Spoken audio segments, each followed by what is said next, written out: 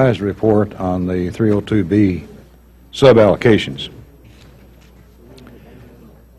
We are pleased this morning especially to have with us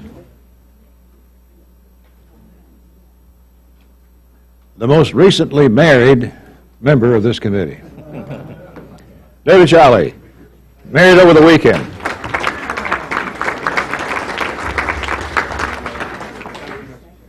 Any remarks?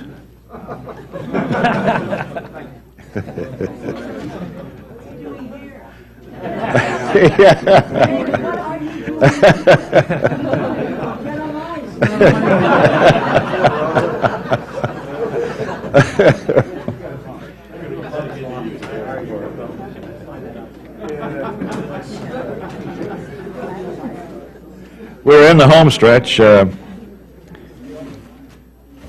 This will be the 11th of the bills.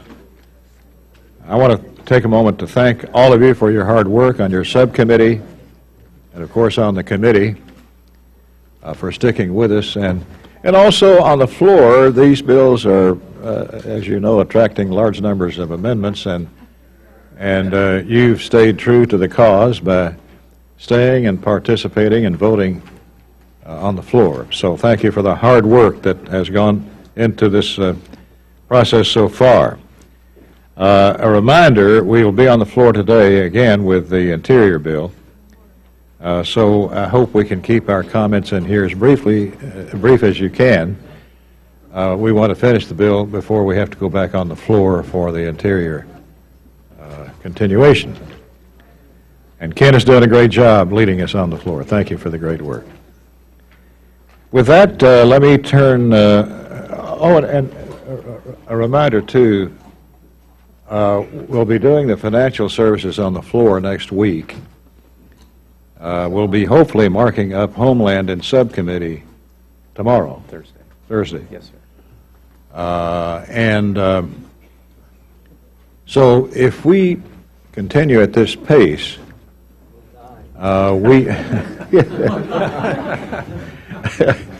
if we continue at the current rate, we will have marked up all of the 12 bills for the first time in many years. No one seems to know what year that last happened. So you're making history as we go along. With that, let me turn the floor over to the chairman of the Ag Subcommittee, Mr. Adderholt, to present his bill. Good morning. Thanks. Thank you, Mr. Chairman. You have before you, committee members, the FY16 appropriation bill and report for Ag, Rural Development, Food and Drug Administration related agencies as reported by the subcommittee back on June the 18th. When the subcommittee met, the bill was passed by voice vote, and it received much praise for its bipartisan nature. And so I want to thank Ranking Member Farr for his cooperative spirit and all his work. Also all of his staff to bring the committee bill to the full committee today. Also want to express my appreciation for all the subcommittee members for participating in the hearings as they shared their ideas, their concerns, and as we developed the bill. Of course, none of this would be possible unless we had the help of and the guidance from Chairman Rogers and Ranking Member Louie for their commitment to regular annual appropriations process. The overall total for both discretionary and mandatory programs in this bill equals $143.9 billion. That is $3.2 billion below the President's request. The bill includes $20.65 billion in discretionary budget authority, which is $1.1 billion below the President's budget request. The mandatory funds support USDA's farm, conservation, crop insurance, and nutrition programs. When we met as a subcommittee to start the FY16 appropriation process, we talked about three guiding principles that our subcommittee would go by. Number one, improving the management and agencies and programs within our purview. Number two, we'd target funds to the most important programs and functions. And number three, we would promote U.S. agricultural free and fair markets, safe food and medicines. This basic framework helped us set the priorities during the 11 budget and oversight hearings that took place. which covered all of USDA's mission areas as well as the FDA and the Commodities Future Trading Commission.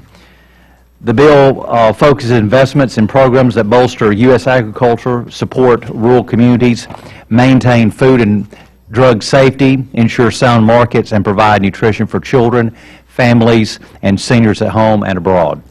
The bill also targets funding to national programs that have the most benefit to the American people and the U.S. economy. And I'd like to briefly highlight and to mention a few that's in the bill. The bill provides $2.69 billion for agricultural research.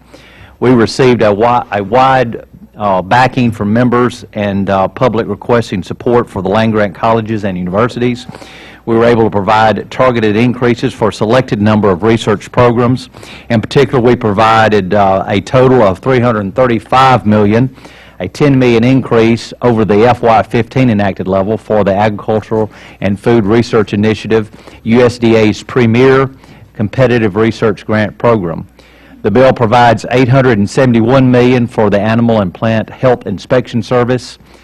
This is an agency that is on the front lines working to eradicate plant and animal diseases alike. Because of the work of several of our members, in particular Congressman Young, and members from the district like I represent, where there's a lot of poultry growers and processors, I'm pleased to say that we were able to increase funding for the avian health in a couple of different areas. This bill also includes language which grants flexibility to USDA to use all resources to control and eradicate the devastating effects of the highly pathogenic avian influenza. One group that represents 95% of the eggs produced in this country and is industry which is suffering from crisis sent a letter thanking the subcommittee for its bill, and this, and I'll quote, "for our Herculean efforts to fund, facilitate, and the programs critical to the future of egg products, poultry industry, and the current outbreak of high-path avian influenza in the United States." Also, because of the efforts of Ranking Member Farr and Representatives Rooney and Valadao, pleased that we were able to increase funding to combat citrus greening disease. Thanks to these colleagues and others who showed interest in the bill, we were able to place special emphasis on a few other national priorities facing agriculture today. The bill includes more than $1 billion for the Food Safety and Inspection Program. It will maintain more than 8,000 inspectors at more than 6,400 meat, poultry, and egg product facilities across the nation. The bill provides an estimated $1.5 billion for the Farm Service Agency and does not allow the closure of county offices. We also fully fund the various farm loan programs that will reach approximately 40,000 farmers and ranchers, including those just starting out for the first time. The bill also places controls on reining in the out-of-control information technology investments. For the Natural Resources Conservation Service, we provided $840 million to help farmers, ranchers, and private forest landowners to conserve and protect their land, including $6 million above the request for the Watershed Rehabilitation Program. As I noted in the subcommittee markup, many of us come from rural districts. I know firsthand that rural parts of the country face its own unique challenges. As such, we provide a total of $2.5 billion for rural development programs across the nation. This represents an increase of $86 million above the FY15 enacted level. We also include funding to support $920 million in business and industry loans, $1.3 billion in loans for rural water and waste programs, and $6.2 billion for rural electric and telephone infrastructure. Also providing $1 billion for single-family direct loan program, $1.2 billion for rental assistance, and approximately $30 million for the mutual and self-help program. At times, we have requested and we have also questioned USDA's commitment to rural development programs when we see that such cuts as those proposed for rural housing. However, there's a strong support for them in the House of Representatives, and so thank you for all of you who have shown support for that program. Excuse me. As you know, this bill includes both discretionary and mandatory funding for USDA's food and nutrition programs. In particular, it provides $6.5 billion for Women, Infants, and Children program, However, the committee has not decreased funding in this area to just simply save money. This number is reflective of decreased program participation. USDA's Economic Research Service just issued a report that WIC participation fell for the fourth consecutive year in 2014, with an average of 8.3 million participants per month. The report further states that since peaking in FY 2010, the number of participants has decreased by almost 10%. USDA's data continues to show that declining participation rates since the average of 8.1 million for FY 2015. Every person who is eligible for the program will receive the benefits at its funding level. The bill includes $21.5 billion in required mandatory funding for child nutrition programs and $81.7 billion for supplemental nutrition assistance program that we commonly know as SNAP. This funding helps almost 46 million Americans each and every month. Also want to clarify that the bill provides full funding as requested for the summer food service program at $536 million. The bill provides an additional $12 million to continue the summer EBT pilot program. And I would emphasize here that the summer EBT is a pilot program. There is no cuts to the traditional summer food program. If the summer EBT pilots have been successful, then I hope USDA will work with the authorizing committees to establish a program rather than just continue with pilot projects. To support those in need, like places like South Sudan, the Horn of Africa, and the Central African Republic, the bill provides $1.6 billion for overseas food aid. As our ranking members noted at the subcommittee markup, I'm pleased to report that we were able to provide $17 million increase above the budget request for Food for Peace grants and maintain the level for the McGovern-Dole Education and Child Nutrition Program. The Food and Drug Administration receives almost $2.6 billion in discretionary funding in this bill. When the user fees are included, FDA will receive $4.6 billion in FY16. Within the total, the committee provides increase of $41.5 million for food safety activities and $4.2 million for medical product safety activities. The bill provides $250 million for the Commodity Futures Trading Commission and provides savings for the out-of-control leasing costs that they're dealing with there. This level maintains the $35 million increase the agency received last year, and it represents an increase of 123% since the collapse of the nation's financial markets back in 2008. Finally, the bill zeroes out 8 outdated programs.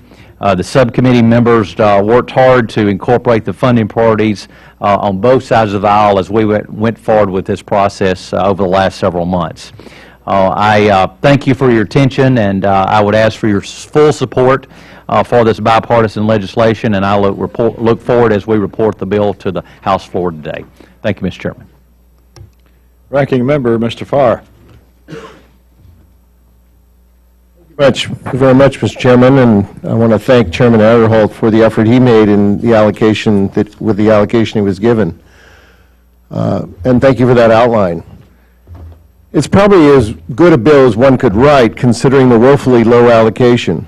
What the committee did well was to meet the requests of our subcommittee and our colleagues.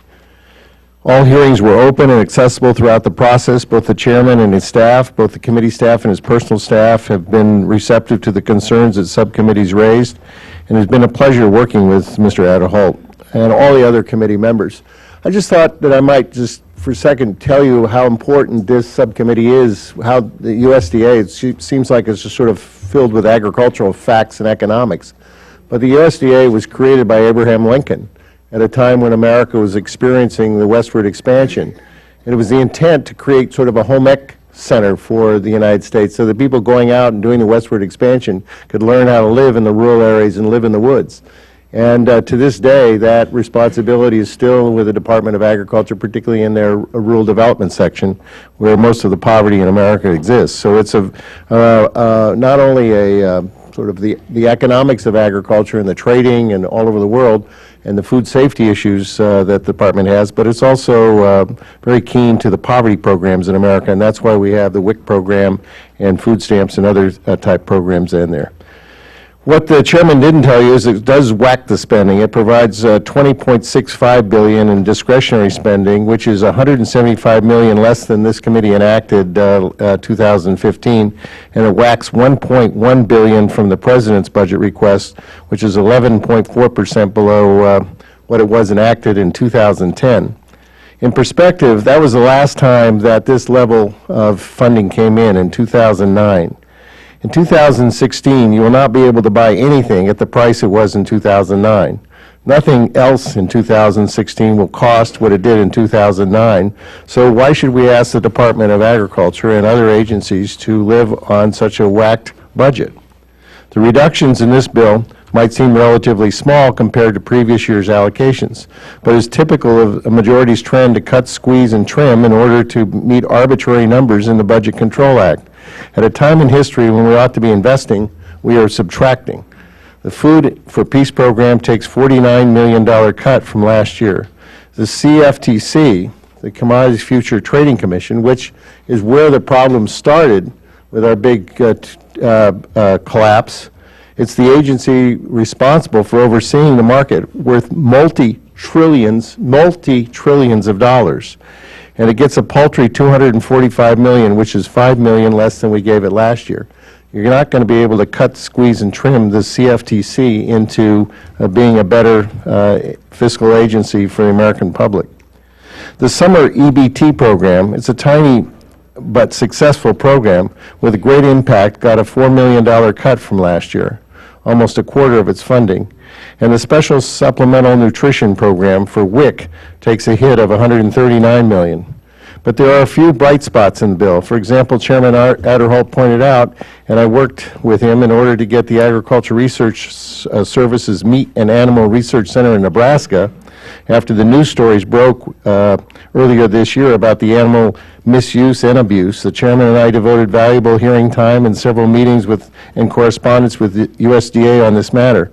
Given the gravity of the situation, the bill withholds 5% of the $56 million in funding for the ARS salaries and expenses until the Secretary certifies that ARS has updated its animal care policies and has improved procedures in its facilities.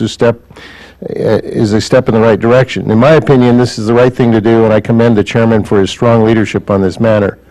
Another bright spot in the bill, this bill provides $7.2 billion for agriculture research programs, including the Agricultural Research Service and the National Institute of Food and Agriculture. This funding will support research to help mitigate and stop devastating crop diseases, improve food safety and water quality, and combat antimicrobial resistance. This bill includes important research investments in the U.S. land-grant colleges and universities. The committee has also jurisdiction over FDA, Food and Drug Administration. The FDA receives a total of almost $2.6 billion in discretionary funding in the bill, an increase of $30 million over fiscal year 2015 enacted.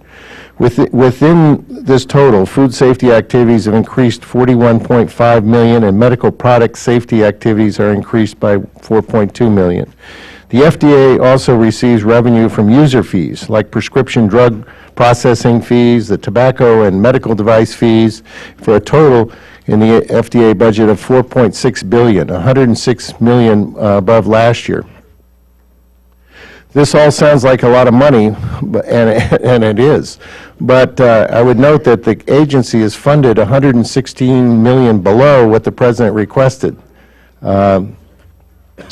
Though I mentioned it is $30 million more than it was in 2015, in the last year's mark. Despite the modest increase, I believe the FDA is still being shortchanged. We are fooling ourselves if we think the FDA will continue to be able to keep us safe and healthy in food consumption when we are consistently fail to resource it fully. I also want to point out that the bill basically rewrites the portion of the Tobacco Control Act, and that's just wrong. Let me wrap up with one more thought. Feeding the hungry. Whether it is taking care of our own or someone around the world as a superpower as we are, we have a responsibility and a moral obligation to help those in need.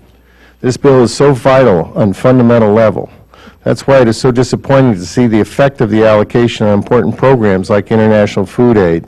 The need for American food aid is obvious. Around the world, there are 795 million hungry people. That's over twice the size of the U.S. population.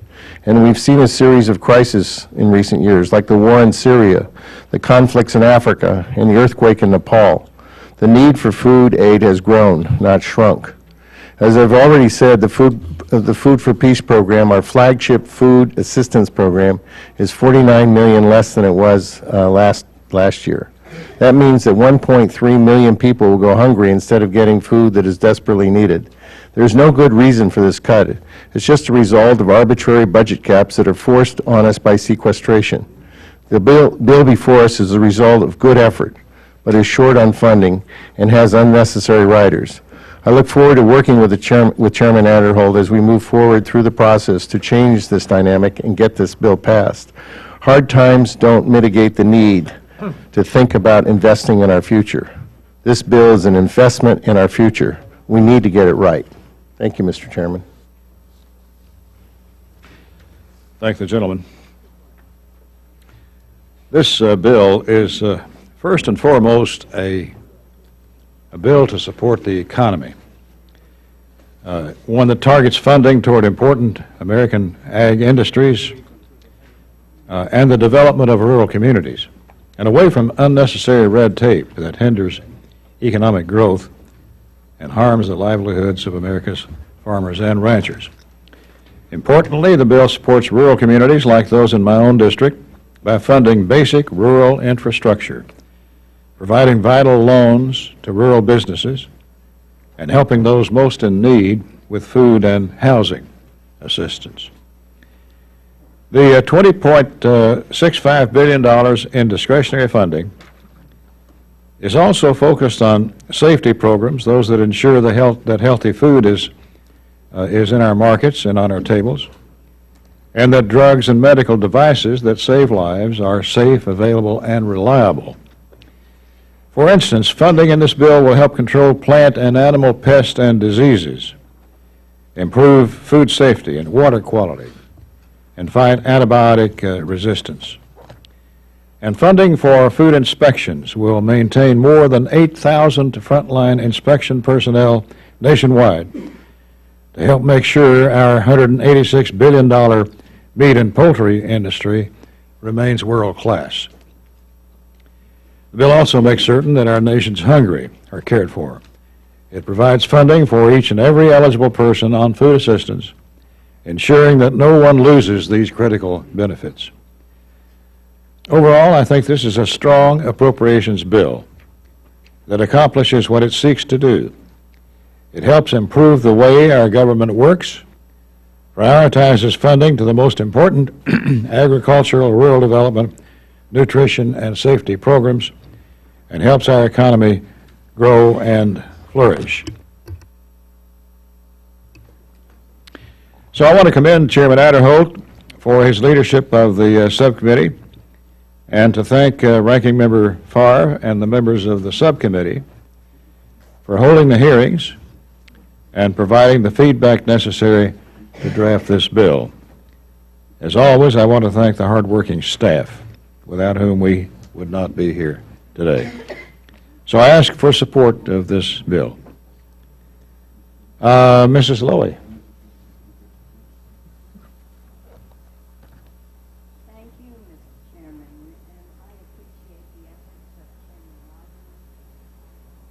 Rogers. I'll thank you again, Mr. Chairman. I do appreciate the efforts of Chairman Rogers, Chairman Adderholt, and Ranking Member Farr in putting this bill together and holding this markup. Despite the President's proposal 5 months ago to end sequestration through more reasonable and realistic budgeting, Republicans have yet to engage on finding a workable solution. This is the 11th bill to be considered by the full committee, and like its predecessors, it has no chance of being signed into law because it would shortchange vital investments that help hard-working American families. For instance, the FDA would receive $116 million less than what it needs, preventing it from fully combating dangerous illnesses or overseeing our nation's food supply. Food for Peace would be cut by $49 million from current levels, meaning approximately 1.3 million men, women, and children will not receive life-saving food assistance. In addition, it excludes the administration's reasonable proposal to allow up to 25% of Title II resources to be made available in cash for emergencies to better respond to multiple high-level crises around the world. Since the proposed reforms would make Food for Peace more efficient, if enacted, we'd reach more people at no additional cost. The bill would shortchange the CFTC at $77 million below the request. Dodd-Frank is the law of the land, and the CFTC, like every regulator, needs the resources to do its job. Unfortunately, this bill would make it more difficult for the CFTC to meet the demands of regulating commodities and protecting the investments of end users and the public. Additionally, crucial funding for the WIC program is $139 million below the request. I hope, as we have done in years past, that we could commit to meeting full participation of the program so that mothers and children have access to healthy foods and nutrition education. While more than 21 million low-income children rely on free and reduced price meals at school, less than 3.7 million receive free meals in the summer when school is out. The administration proposed to strengthen the summer EBT program to reach 200,000 families a year. Yet, the bill would only provide a fraction of what was requested, which is far below what is really needed. As usual with the agricultural bill, I have concern with a number of riders, including attempts to politicize science on dietary guidelines and preventing improvements on sodium and whole grains. But there is one rider, my colleague, that I find so objectionable that I am really shocked at its inclusion. This bill would use the appropriations process to undermine the FDA by letting products such as e-cigarettes go unregulated, even at a time when e-cigarette use among teens has tripled. This provision comes on the heels of the committee reporting the labor HHS bill, which cut investments in smoking cessation and tobacco prevention at CDC by more than half. 6 years ago, the Tobacco Control Act gave the FDA the authority to protect the public health. These riders are an assault on the bipartisan effort to protect our public health and nothing short of a giveaway to the tobacco industry. And I want to say, my colleagues, I'm going to be doing an amendment later. But in case you haven't seen these in your neighborhood store, Yummy Gummy Bear, 15 milligrams of nicotine, Sweet Tart, Extra High, 24 milligrams, 2.4% nicotine by weight. These are appealing in many of our communities at stores all over where young people of all ages can just walk in. We'll discuss this later, but as you can see, I am outraged by the fact that this appears in our neighborhoods, easy access, no regulation. So it's my sincere hope that we can improve these shortcomings as this bill moves forward. Thank you, and again, I want to say it's been a pleasure for me to work with Chairman Aderholt, Ranking Member Farr, and I want to thank the entire staff for all their hard work, and of course, Chairman Rogers. Thank you. Further discussion of the bill? Mr. Young? Thank you, Mr. Chairman. I just want to thank Subcommittee Chairman Adderholt and Ranking Member Farr for their attention to something that's been devastating my state and other states, the HPAI, the bird flu. So thank you for your support within the APHIS budget and some committee report language. Thank you, Full Committee Chairman Rogers and Ranking Member Lower. Thank you. I'm sorry, Ms. Capter. Thank you, Mr. Chairman, and thank you, Congresswoman McCollum. I also wanted to thank the chairman and the ranking member for producing this bill with all the constraints, but I wanted to, though I'm not going to offer an amendment later, I want to point something out relative to the APHIS budget, Animal Plant Health Inspection Service. And I would hope that as we move to the floor, that we might find a way to return APHIS's budget to its pre-sequestration levels. A Senate hearing yesterday revealed that, in fact, APHIS's veterinary services budget are down by about 225 employees from before sequestration.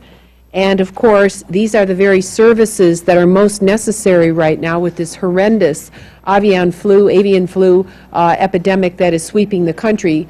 For the record, Ohio is one of the largest egg-producing states in the country. It hasn't hit us yet, but it's coming our way.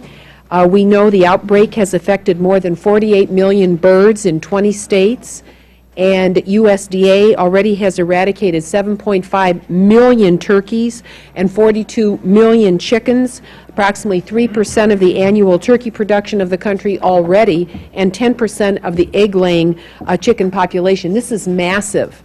This is a massive out. In fact, in some of the states, what's happened is they can't even figure out how to eradicate that many birds, how to bury them, how to sweep the houses, how to clean the houses, and we really are short in this budget. And APHIS is the actual program that deals with diagnosis of domestic and foreign animal diseases, support of disease control and eradication programs, reagents for diagnostic testing, and all the lab work that has to be done. So even though this budget is not as horrendous as it could have been, I just want to point out it is far below the amounts pre-sequestration, and I would hope that there's a way to relook at this before we move to the floor and maybe shift funds in some of the accounts. This outbreak is quite worrisome in agricultural states, and the pre-sequestration level of funding, particularly for veterinary services and for the diagnostics on the ground, states were not ready for this emergency.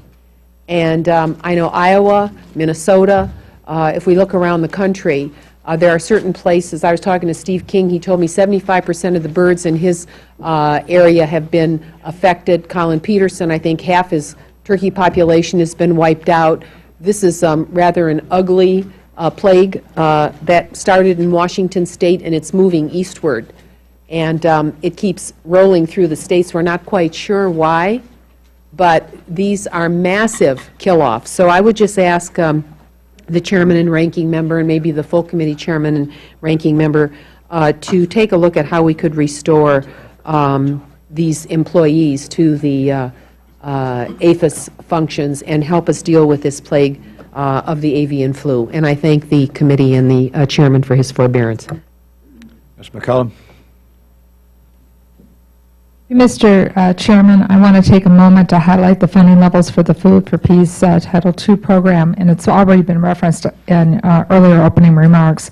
But I want to thank the chairman and the ranking member for working as hard as they did to get the $17 million above the president's budget request.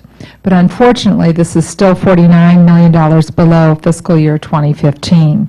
The Food for Peace Title II program funded at the amount that we do have in this bill still needs work, because this amount could mean 1.3 million fewer people could have access to life-changing assistance. So even though there's work to be done in this bill to fund up more for Food for Peace, but some of the countries have been mentioned before, but just think about countries like South Sudan, the food insecurity in Yemen, refugees in Kenya, and many other places around the world. And our ability to partner with these families to make sure that they have access to basic nutrition. So, Mr. Chair, I want to thank you for having the $17 million above the President's request. But I'd like to work with you, Mr. Farr, if at all possible, as allocations change, to see if we can get closer to at least a minimum of fiscal year 2015. But I do thank the Chair and the Ranking Member for the work that they did put in, but there's more work to do. Mr. Ryan. Thank you, Mr. Chairman. I'd like to thank the Chairman of the Subcommittee, Chairman Adderholt, as well as Ranking Member Farr, for including into this bill language regarding the use of salad bars in the schools. The recommended report from the USDA will emphasize the important role salad bar programs play in schools in making children healthier and more interested in nutrition, and I know the Ranking Member and I both share this interest.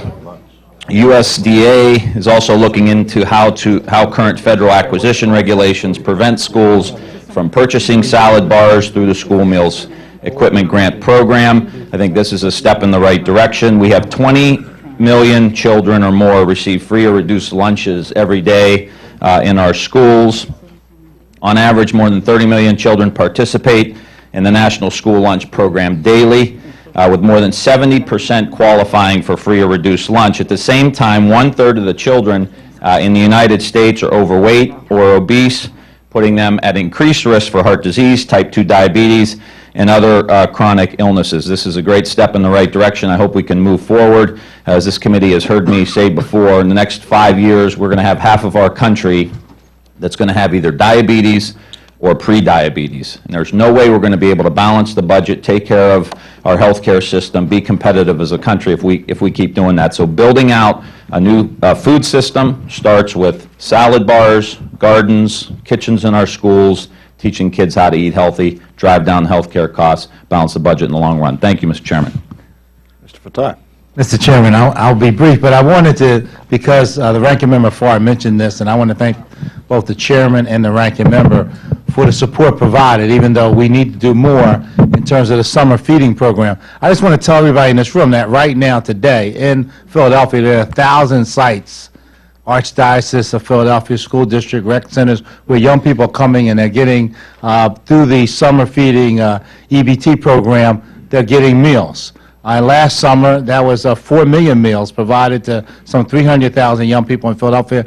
And on their behalf, I thank you. We should be doing this all over the country to make sure that our young people get the kind of nutritional support that they need. And more should be being done because we know that there are children who are eligible by the school year numbers being so much greater than the summer numbers, that there are young people out in our communities that could be benefiting that or not. So more needs to be done. And I just want to thank the committee, because not only do we have those 1,000 sites, we also have thousands of young people through federally subsidized summer job programs working in those sites, helping these younger children eat and to eat nutritiously and to learn and play safely this summer. So I thank the Chairman and the Ranking Member for what they have done, and I would encourage all of you to be mindful that these are important programs that we need to find additional support for. Thank you, Mr. Chairman. I yield back. Mr. Dent. Thank you, Mr. Chairman. I just want to thank the Chair and Ranking Member for putting together a good bill, which I'll be supporting today. I've had 4 or 5 members from both sides of the aisle ask me about where my sugar amendment is. Actually, there is not going to be one today, but trust me, there will be, since we are having many conversations about crony capitalism. No better subject than sugar to have that discussion on, and I look forward to having it at some point, but it won't be today. Thank you. Yield back. Further discussion? Hearing none, are there amendments, Mr. Chairman? Yes, Mr. Chairman, I have an amendment at the desk. Clerk will read Amendment offered by Mr. Adderholt. I ask to dispense with the reading. without objection. Before you is a standard manager's amendment making non-controversial technical and requested changes to the bill and to the report. The amendment has been drafted in consultation and cooperation with the ranking member Farr, and I would urge the adoption of the amendment. Mr. Farr. Appreciate all the hard work, Chairman, done on this, and we support it. Further discussion? Ms. Roble-Allard? I would like to thank the chair for including language that would defund the licensing or relicensing of random source Class B dealers. Unlike reputable Class A dealers who are specifically licensed to breed and sell animals needed for research, Class B dealers are licensed to buy animals from random sources, which include adoptions from animal shelters and sales from pet owners. Many of these adoptions and sales take place under false pretenses, where pet owners or custodians are misled about why the cats and dogs are being acquired. Other than random source animals are actually stolen pets or illegally trapped strays sold into research. Including this amendment in the manager's amendment takes the final step of eliminating the licensure of random source dealers in this country. So I thank you for including this language that will save taxpayer money and finally put an end to the horrible practice of random source dealers and their inhumane treatment of animals. Thank you. Mr. Cuellar. Thank you, Mr. Chairman. I was rise in support of the manager's amendment. I want to thank the chairman, the ranking member also for adding some of my amendments or some of my provisions, in particular the one that calls for a closer cooperation between the U.S. and Mexico when it talks about directing our secretary to work with Secretary Enrique Martinez, the Mexican secretary, to move the agricultural products across the border. You've been down there, Mr. Chairman, down to Laredo, and I think Chairman Carter's been down there, the largest inland port, and trying to be a little bit more efficient in passing that would be very beneficial for both countries. Finally, also, I just do want to mention also the citrus greening disease. It's important to South Texas. I know we worked with the friends in Florida. For our folks down there, it's something that's hit them hard, and I want to thank you for increasing the funds there. So, Chairman, I thank you so much also. Thank you, Mr. Chairman. Mr. Lauro? Mr. Chairman, thank you, and Mr. Aderholt, Mr. Farr, thank you for support the manager's amendment, but want to say a particular thank you on the inclusion of Mr. Valadeo's language that has to do with the prohibiting the funding for the importation of beef from Brazil and Argentina until the USDA takes further steps to adequately evaluate the risks of doing so. I think that we haven't had a case of foot and mouth disease since 1929 in the U.S., and that's because of our strict ban against the importation of live animals or meat from countries like Brazil and Argentina. I would have loved to have seen us preventing USDA from moving forward, period, but I applaud this effort, and I think that we will take a look at what this evaluation is all about, and I look forward to working with my colleague on that so that, in fact, we are protecting public health. Thank you very much, Mr. Chairman. Ms. McCollum? I, too, would like to thank the chair, and I know that now, having been a ranking member myself, these are bipartisanly negotiated, so I thank Mr. Farr as well, for the language to require USDA to review their policies and programs and to provide a report to Congress defining how to advance commercial-scale urban agriculture. While community gardens are great, and there's a great way to engage children, families, and seniors, we need to invest in new models that can help meet the demands of grocery stores. Urban agriculture has the potential to expand crop production without additional land. For some of you who might not be familiar with this, here's just one quick example. Commercial urban agriculture, there's a group of people who started up Urban Organics based in St. Paul, which is in my district, and it uses an aquatic system to provide thousands of pounds of fresh fish and vegetables to local restaurants each month. It's been a huge win-win. So, Mr. Chair, thank you for including the language to have the USDA look at how we can be more effective in providing this type of unique agriculture. And with that, I yield back.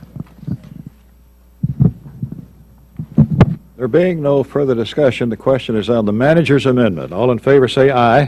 Aye. All opposed say no. The ayes have it. The amendment is agreed to. Mr. Farr. I have an amendment that you've asked. Clerk will read. Which one? Which I one? ask that the reading be waived. Which amendment? Number one, amendment number one on horse slaughter. Reading is dispensed with.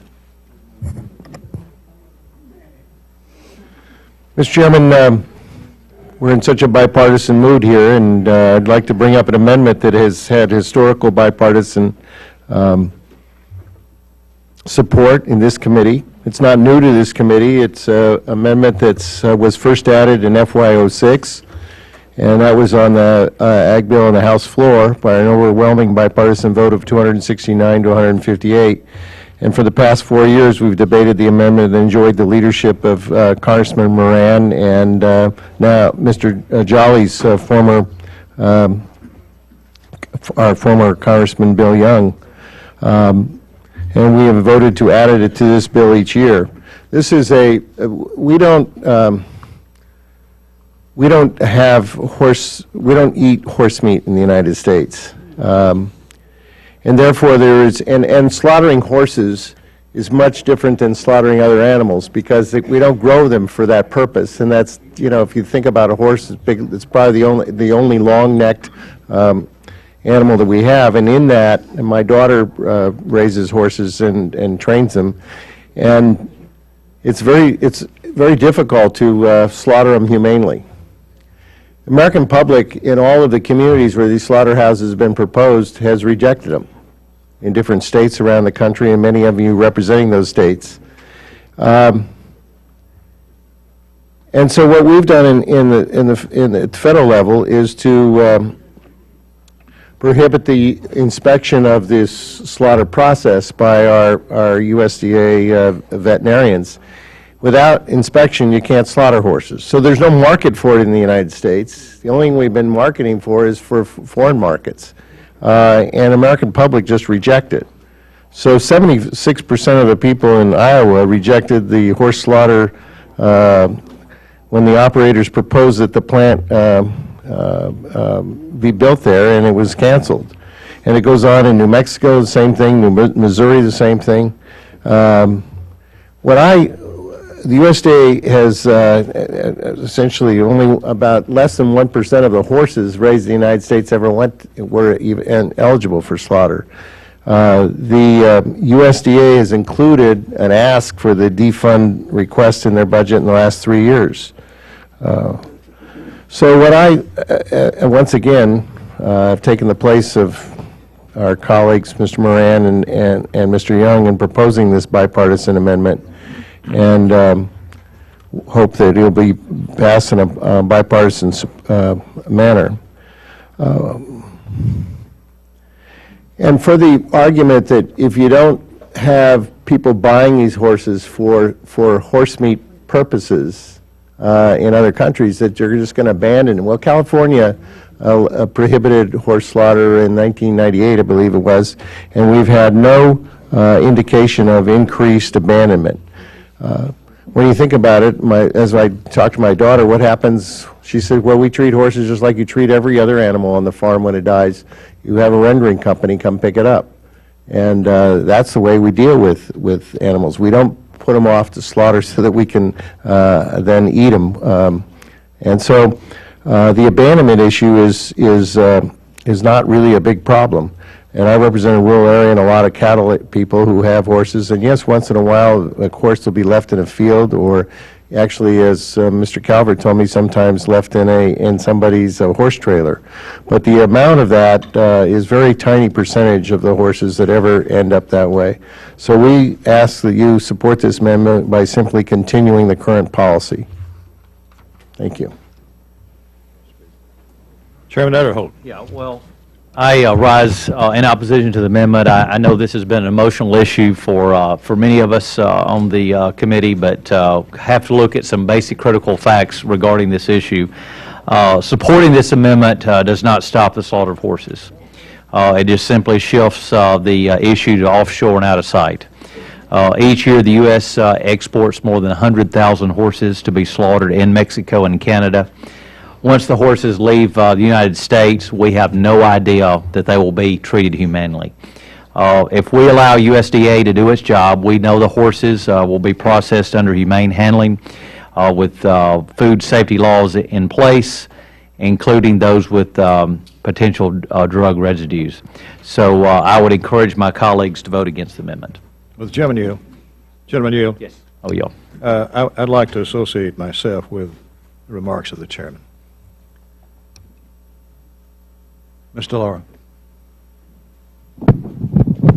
Thank you, Mr. Chairman. I rise in support of this amendment, and that is would prohibit funding for inspections of horse slaughter facilities. It's the same amendment that's been offered and accepted in this committee and on the House floor in recent years. And Congress has repeatedly made its position clear. We will not support horse slaughter. A variety of good reasons for this. One of the best is the concern for the safety of our food supply. Horses, as Mr. Farr pointed out, are not raised for food in this country. That means they are given a daily dose of substances that are unfit for human consumption. Drugs, dewormers, fly sprays, and ointments. These keep horses healthy, but they are known to be toxic to humans when eaten. All you need to do is to read the labels on these products. You will find that it says very clearly, and I quote, "not for animals intended for human consumption." That reflects an FDA ban. We should follow this advice, and we should avoid putting federal dollars into an industry that threatens our health. I urge my colleagues to support this amendment. Thank you, Mr. Chairman. I rise in support of the ranking member's amendment. We've debated this issue now many times over the years. As far as I'm concerned, this is not a partisan issue, and it is a settled matter. And the consensus of this Congress and the American public is that this language should be supported. I say let's include it and move on. Yield back. Thank you. Mr. McCollum. Robil Allard. Mr. Chairman, I also rise in support of the amendment offered by my colleague from California.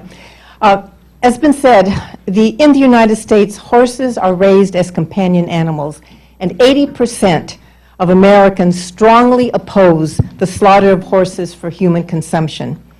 As has been stated, unlike animals raised for food, the vast majority of horses sent to slaughter have been exposed to multiple chemical substances known to be dangerous to humans. And there is no system in the United States to track medications and veterinary treatments given to horses to ensure that their meat is safe for human consumption. Moreover, the process of horse slaughter, whether in the United States or in foreign plants, is inherently inhumane because of the nature of the industry and the unique biology of horses. In fact, before the last domestic plant closed in 2007, the USDA documented rampant cruelty violations and severe injuries to horses that were inflicted before slaughter, including broken bones protruding from their bodies, eyeballs hanging from a thread of skin, and gaping wounds. Besides horse slaughter, there are humane solutions to the problems of overpopulation of aging horses. We can scrub overbreeding, educate owners about the other rehoming options, and expand adoption work. I encourage my colleagues to support the FAR amendment to ensure that the U.S. does not again become home to this wasteful, inhumane, dangerous, and unneeded industry. Mr. Cole. Thank you, Mr. Chairman. I rise in opposition to the amendment, with all due respect to my friend. I live in horse country. Actually, the congressional district I represent has the 7th highest number of horses. We're not quite Kentucky, but we're pretty close. And we raise everything from quarter horses to thoroughbreds. There's a great deal of affection for the animals, a great deal of support. But with all due respect again to my friend, if you think there's not horse dumping, I can show you. I can take you to places where people just let horses loose and they die in inhumane conditions. I can also show you we have over 20,000 horses in our state that are not from our state. They're from out in the plains. and the federal government pays about $7 a day to feed them. They're not going anywhere. At some point, you have to have some way to manage this population, and particularly when they're wild horses, they simply have no natural predators whatsoever. They are the biggest, fastest things on the plains. They weren't meant to be there. They were brought here several hundred years ago, so they don't have no enemies. And so at some point, it is incredibly cruel to the animals, is incredibly unfair in many cases where people have these horses let loose on their property. They're trying to do the right thing. There has to be some logical way to begin to manage the population. So with all due respect, I want to defend the chairman's position here and oppose the amendment. Mr. Quigley? Thank you, Mr. Chairman. Mr. Chairman, let's compare what's humane. According to the USDA, 92% of all horses sent to slaughter are in good condition, meaning they would be capable of leading full and productive lives. And suffering for these horses begins before they reach the slaughterhouse. The transportation of horses in these facilities often results in serious trauma, injury, and death. They are transported without food, water, or rest for days. Due to their skittish nature, these animals cannot be humanely slaughtered. The pre-slaughter stunning process results in repeated painful blows and attempts to corral the horses, despite their strong flight reflexes. Even with inflicted injuries and forced paralysis, horses are not always unconscious during dismemberment.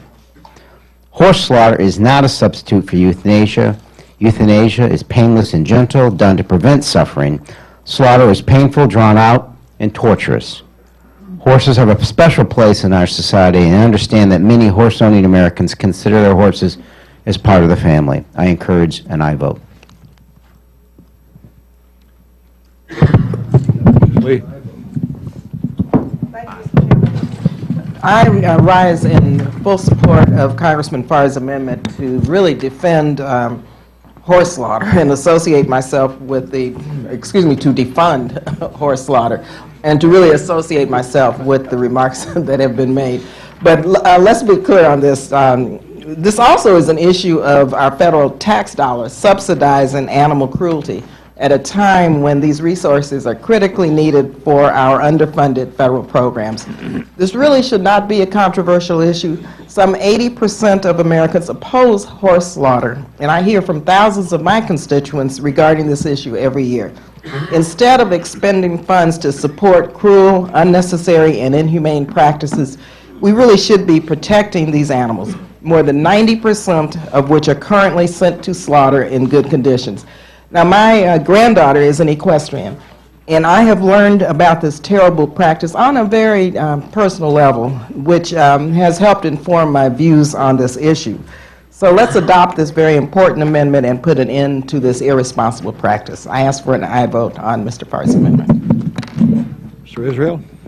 Thank you, Mr. Chairman. I rise in very strong support of this amendment for several reasons. Number one, there is, as Mr. Quigley said, no humane way to slaughter a horse. It is impossible, whether it is done in the United States or abroad. There is no humane way to slaughter a horse. Secondly, the subsidizing of horse slaughter is costing millions of dollars that can be invested in more important and safer priorities.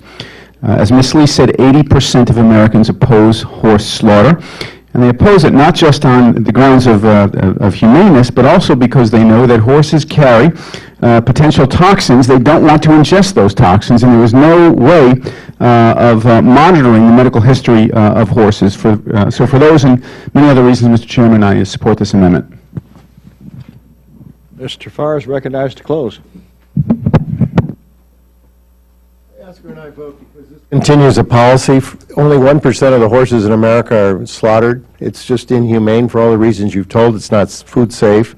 But more importantly, people recognize that there are other alternatives to it. Not only euthanizing their horses, which my daughter does when they can't adopt out, but there are 550 rescue organizations in the United States, including the Navajo Nation, Homes for Horses Coalition, Veterinarians for Equine Welfare, the Humane Society of the United States, Animal Welfare Institute, the American Society of Prevention of Cruelty of Animals. All of these organizations have in your states people that do adopt out. There are a lot of charity looking for horses. So there are alternatives. There are alternatives to this inhumane practice, which doesn't lead to any benefit for anybody in the United States. We ought to ban it. I vote. Question is on the FAR amendment. All in favor, say aye. Aye. All opposed, say no. No. The noes seem to have it. The noes have it. The amendment's not agreed to. A request for a recorded vote is granted. Mr. Adderholt? No. Mr. Adderholt, no. Mr. Amedee? No. Mr. Amedee, no. Mr. Bishop? Yes. Mr. Bishop, aye. Mr. Calvert? No.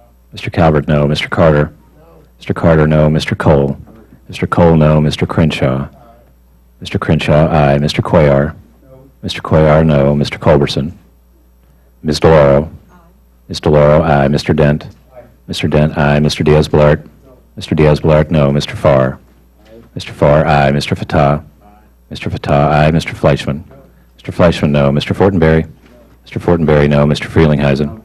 Mr. Frelinghuysen, no. Ms. Granger? No. Ms. Granger, no. Mr. Graves? Mr. Graves, no. Dr. Harris? Dr. Harris, no. Ms. Hera Butler? Ms. Hera Butler, no. Mr. Honda? Mr. Honda, aye. Mr. Israel? Aye. Mr. Israel, aye. Mr. Jenkins? Mr. Jenkins, no. Mr. Jolly? Mr. Jolly, aye. Mr. Joyce?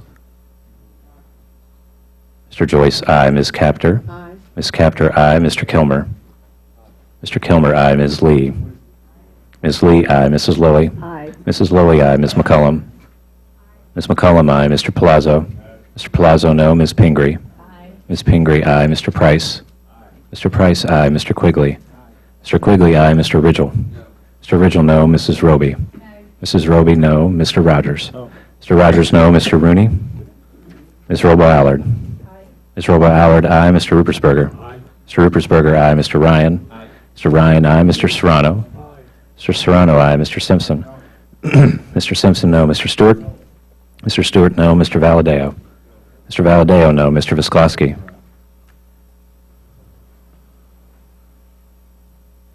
Mr. Visklosky? Ms. Wasserman Schultz? Ms. Wasserman Schultz, aye. Mr. Womack? Mr. Womack, no. Mr. Yoder? Mr. Yoder, aye. Mr. Young? Mr. Young, no. Are there members who wish to be recorded or change their vote? Clerk will tally.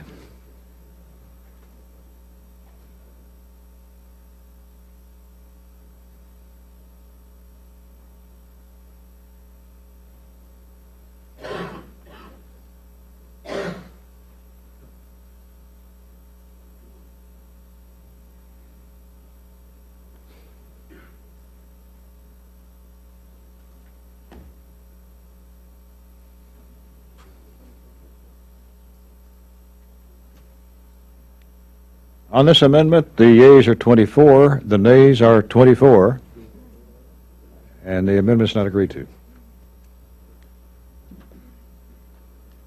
Ms. DeLauro.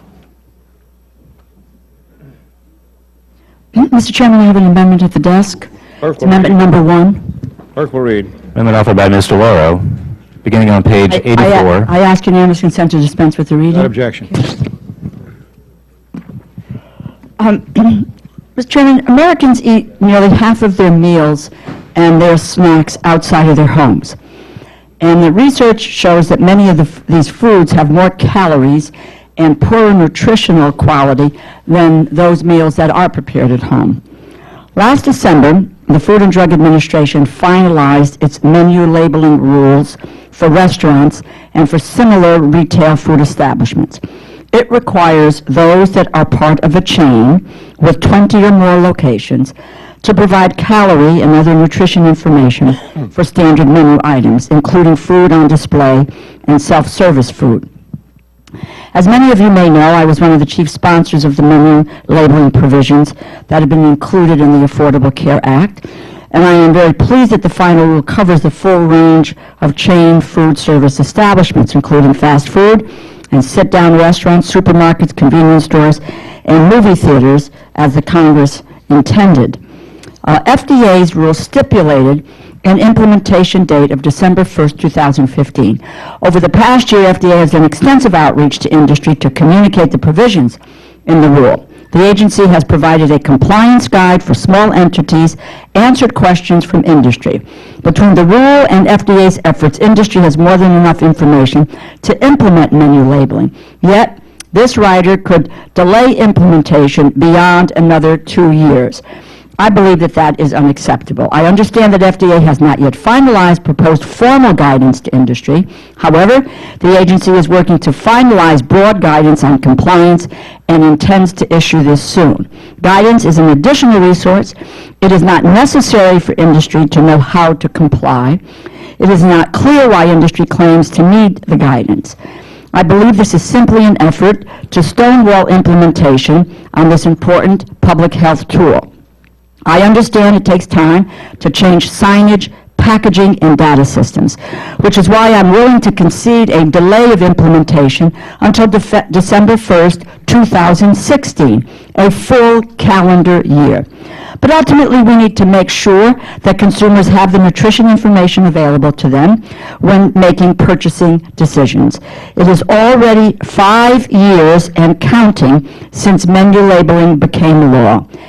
Any further delay is, again, in my view, unacceptable, and I urge my colleagues to support the amendment, which would allow for a 1-year delay of implementation to December 1st, 2016. I thank you, and I would ask you for your support for the amendment.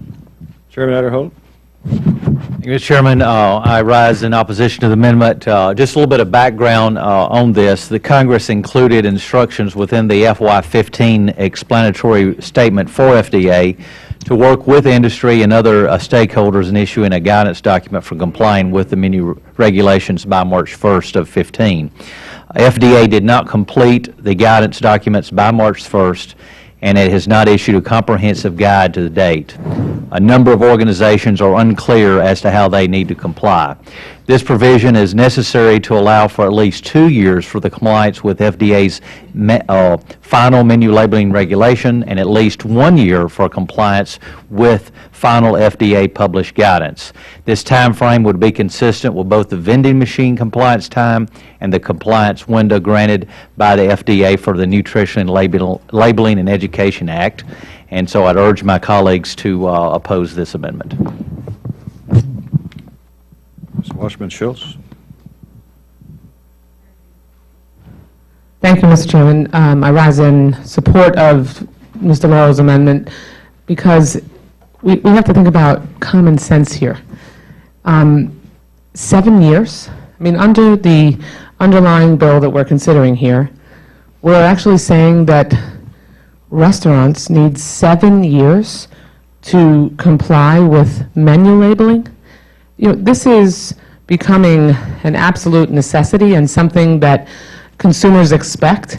I can tell you as someone who, and I've discussed my own evolution with you very publicly about how I have changed, how I make food consumption decisions, and for me, it is really important, and for millions of people like me who really want to make sure that we understand what we're putting in our bodies and what the calorie intake is that we're regulating. When you walk up to a restaurant, whether it's a McDonald's or other fast food restaurant or a restaurant that is a national chain, or a smaller restaurant for that matter. I mean, Ms. DeLauro's original language was very reasonable, which I helped her negotiate when we were considering the Affordable Care Act legislation.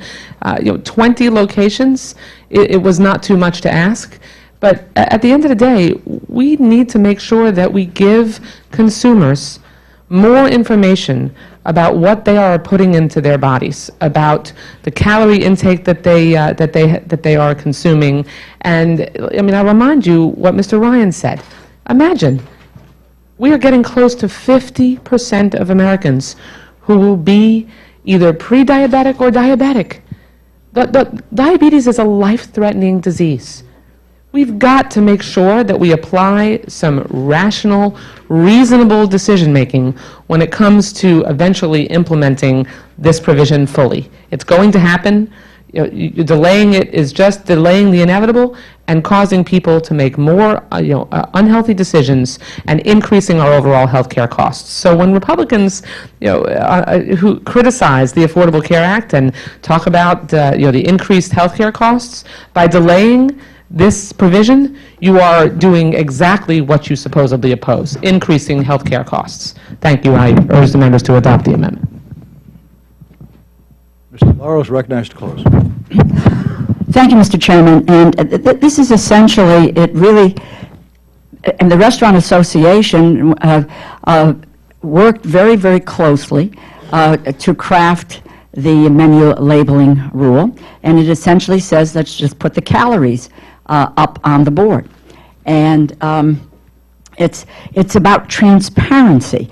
People will make a decision on their own. You can decide to throw caution to the wind and do what you want, or you can take a look at what that calorie level is and make a determination as to if you want to go ahead and purchase this product. So calorie, nutrition, transparency, it is crucial for addressing the twin public health crises of obesity, type 2 diabetes, as my colleague pointed out. The rule will require restaurants and establishments selling restaurant-style food, like grocery and convenience stores, to provide the nutrition information. It helps to empower people to make choices. Many businesses are supportive of the law. They're moving forward. Dunkin' Donuts CEO Nigel Travis supports the menu labeling requirements. This gives clear, upfront, nutritional information at chain restaurants, grocery and convenience stores, and other retailers, helping them to eat healthier food and have healthier lives. I urge my colleagues, the delay is just for the sake of delay. It will not take that long to implement this rule. Question is on the DeLauro amendment. All in favor say aye.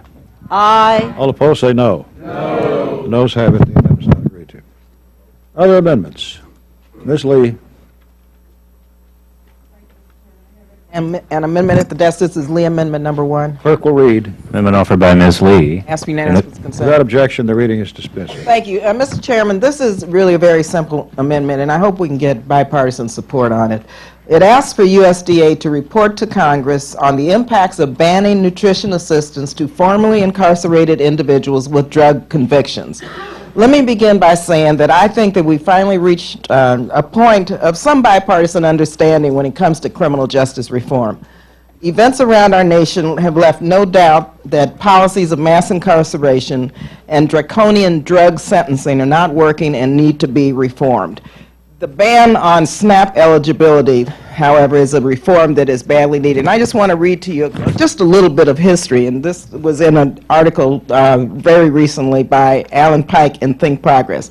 Committing a drug crime was supposed to be a permanent ban on a person from food stamps and welfare benefits under a little discussed provision of the Clinton-Gingrich reform. So this was a bipartisan ban that was negotiated. It was put forth in the welfare reform bill by Senator Phil Gramm of Texas, who designed the legislation to kick in automatically nationwide unless state legislatures actively opted out. Many did immediately, but for well over a decade, the majority of the country's public assistance jurisdictions maintained Graham's ban in full.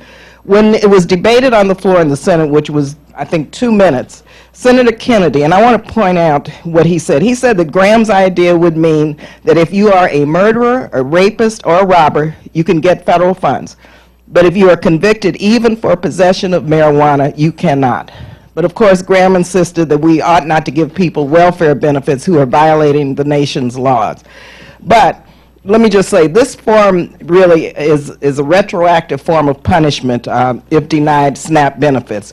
It really impacts the majority of African American Latino men who are coming out of jail and who need food stamps just as a way to transition back into society. Many, as you know, go back into jail because of the fact that these benefits, Pell Grant restrictions, SNAP benefits, public assistance benefits, the support that's necessary really were banned on a bipartisan basis through the welfare reform bill.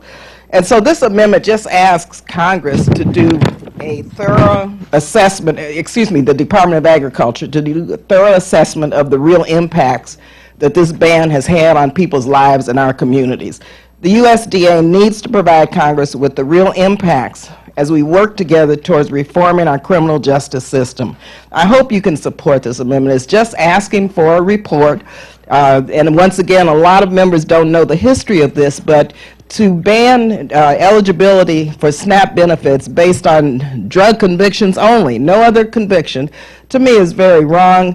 It really does have a discriminatory impact on African American and Latino families, and I hope we would just ask for USDA to conduct this study. That's very reasonable, and I ask for an aye vote.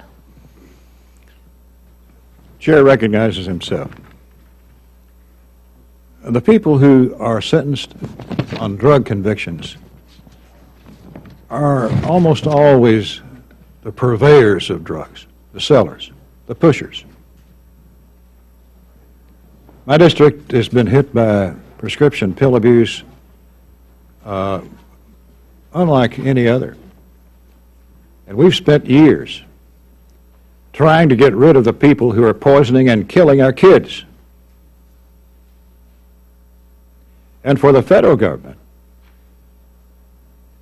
to say to these people, we're going to give you a helping hand to help you get back out on the street, is wrong. Now, some states have changed the ban, some have modified it, some have removed it. And let it be up to the states, for all I care. But for the federal government to say to states, we're going to modify what you're doing with drug dealers, whether you like it or not, violates the whole idea of a Republican form of government. So I oppose the gentlelady's amendment. Mr. Farr. Mr. Chairman, in all due respect, the amendment only asks for a study. And I'll just tell you experiences I've had with a stand-down, which is where you try to bring in all the homeless veterans to deal with all of their problems, and the whole community comes out and supports it, doctors and lawyers and judges and everybody. It was fascinating to talk to these veterans of what was the single most helpful service given to them. And they said when the judges could forgive their crimes of not paying student loans, their crimes of being vagrant, and so on, that lifting that penalty was the biggest benefit they could receive. Why? Because then they were entitled to all these other programs that were helping them get out of poverty. It seems to me that if we really want these programs to work and we want to stop recidivism, we've got to deal with the programs that are designed for that purpose.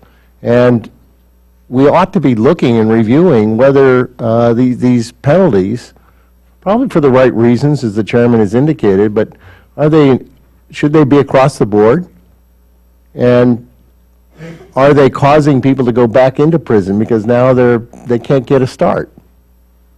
So I think it's worth amending this bill to add the study, and that's all it does. Chairman Adderholt. Thank you, Mr. Chairman. Well, I rise in opposition to the amendment, and I think the chairman of the full committee explained it very well, and I think it needs to be stressed that this was a bipartisan bill that was worked out back during the Clinton administration and signed into law by President Clinton. And so I think that, as the chairman said, a vast majority of states have laws in place that remove or modify this ban. But it would not be a best use of taxpayer dollars to require USDA to study an issue that most states have already addressed. So I would ask my colleagues to oppose the amendment. Please recognize the close. Thank you, Mr. Chairman. Mr. Chairman, first of all, I just have to respectfully disagree with you as it relates to the prison population. The majority of young men who have been incarcerated under drug convictions are African-American young men and Latino young men who are not pushers of drugs. They got caught up in the, quote, war on drugs.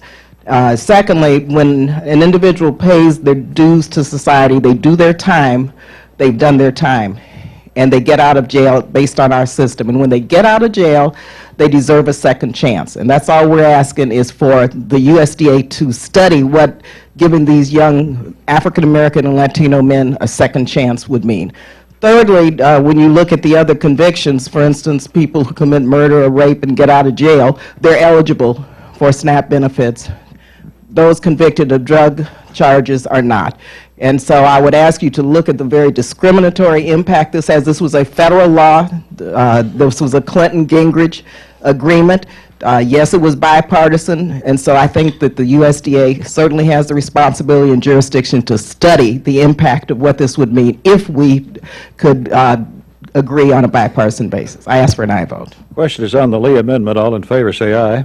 Aye. All opposed say no. No. Noes have it. The amendment's not agreed to. Is someone requesting a recorded vote? Yes, request. Recorded vote is requested. Clerk will call the roll. Mr. Adderholt? Mr. Adderholt, no. Mr. Amadei? Mr. Amadei, no. Mr. Bishop? Yes. Mr. Bishop, aye. Mr. Calvert? Mr. Calvert, no. Mr. Carter? Mr. Carter, no. Mr. Cole? Mr. Cole, no. Mr. Crenshaw? Mr. Crenshaw, no. Mr. Cuellar? Mr. Cuellar, no. Mr. Culberson? Ms. DeLauro? Ms. DeLauro, aye. Mr. Dent? Mr. Dent, no. Mr. Diaz-Balart?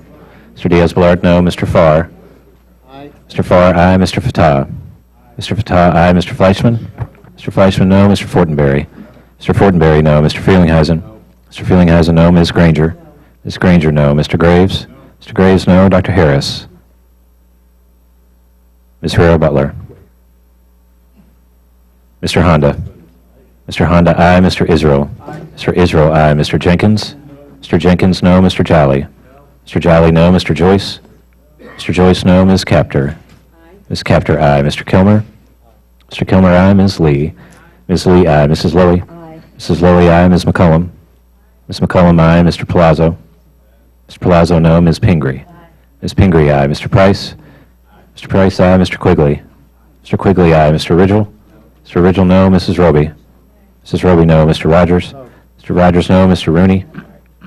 Mr. Rooney, aye. Ms. Robo-Allard? Ms. Robo-Allard, aye. Mr. Ruppersberger? Mr. Ruppersberger, aye. Mr. Ryan? Mr. Ryan, aye. Mr. Serrano? Mr. Serrano, aye. Mr. Simpson? Mr. Simpson, no. Mr. Stewart? Mr. Valadeo? Mr. Valadeo, no. Mr. Visklosky? Mr. Visklosky, aye. Ms. Wasserman Schultz? Ms. Wasserman Schultz, aye. Mr. Womack? Mr. Womack, no. Mr. Yoder? Mr. Yoder, no. Mr. Young? Mr. Young, no. Other members who wish to be recorded? The gentleman is not recorded. Mr. Stewart, no.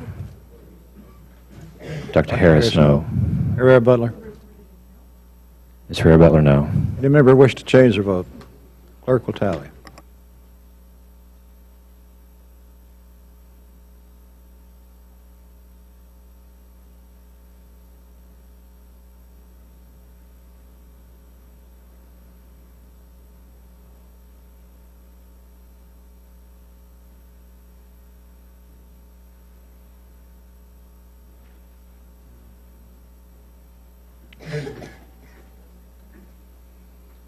On this vote, the ayes are 21, the nays are 29. The amendment's not agreed to.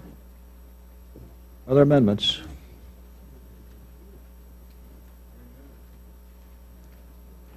Ms. DeLauro? Are there other amendments?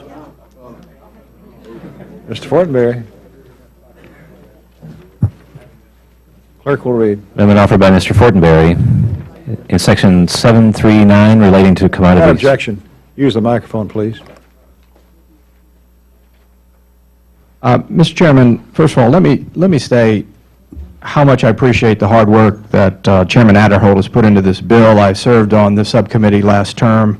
I have a strong background in agricultural policy, spent 8 years on the Ag Committee itself, and in a few days, thousands of Nebraska school kids will enter the fields at an unseemly hour when it's cold and wet and dark, and work all day long until it's hot and fighting off corn rash and insects in an annual ritual we call detasseling. And this extraordinary event really marks the character of our state, because young people experience this connection early on between effort and reward. And it's really a special part of who we are as a people. And this indicates, I think, the type of the part of the country that I come from. It's big ag country, and I'm very proud to represent it. We're the largest livestock production state in the country, surpassing our good friends from Texas recently.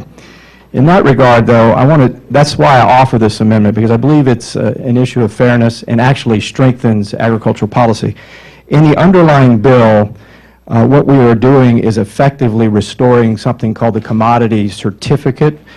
This was not renewed in the 08 and 014 farm bills, but nonetheless, if we need to do that, that's fine to help a certain segment of the agricultural economy. The problem, though, exists that there is a settled piece of law called payment limits, whereby any farmer gets to receive $125,000 of payments. If you're a farm couple, you get to receive $250,000 of payments. That's a lot of money. I'm concerned that the effect of the restoration of the commodity certificate program could exceed the farm limitations that are already settled law. So my amendment simply says, if we're going to go forward with this, which I have no problem with, that we also say that it has to adhere to existing law, the existing payment limits that are already set up. Chairman Adderholt. Thank you, Mr. Chairman. I rise to oppose the amendment. I know Mr. Fortenberry has worked diligently on this issue, but the bill includes a provision that will allow for flexibility in marketing loans for farmers and ranchers by providing marketing certificates. This provision would ensure farmers are not penalized under existing law for the orderly marketing of commodities, which ensures stable prices and supply as required by law. I have talked to a lot of these individuals that are affected by this, particularly sit down with them, and they have told me that they are put at a disadvantage the way the law is written now. So what this, our bill would do would fix the problem. It would simply allow a farmer who plants multiple crops throughout the year to utilize all the risk management tools, including crop insurance, conservation program, and marketing loans at their disposal. The marketing certificates would allow a farmer in certain circumstances to buy back his crops, which are used as collateral in a marketing loan. Without these marketing certificates, USDA will be forced to take possession of the commodities and sell them. This means USDA will be forced to pay for storage, for handling, and interest costs. Without this provision that we've included in this bill, the government will incur more expense and the farmers will lose flexibility in their farming operations. So I'd urge my colleagues to oppose this amendment. Mr. Farr. Chairman, we support the amendment. Mr. Laurel.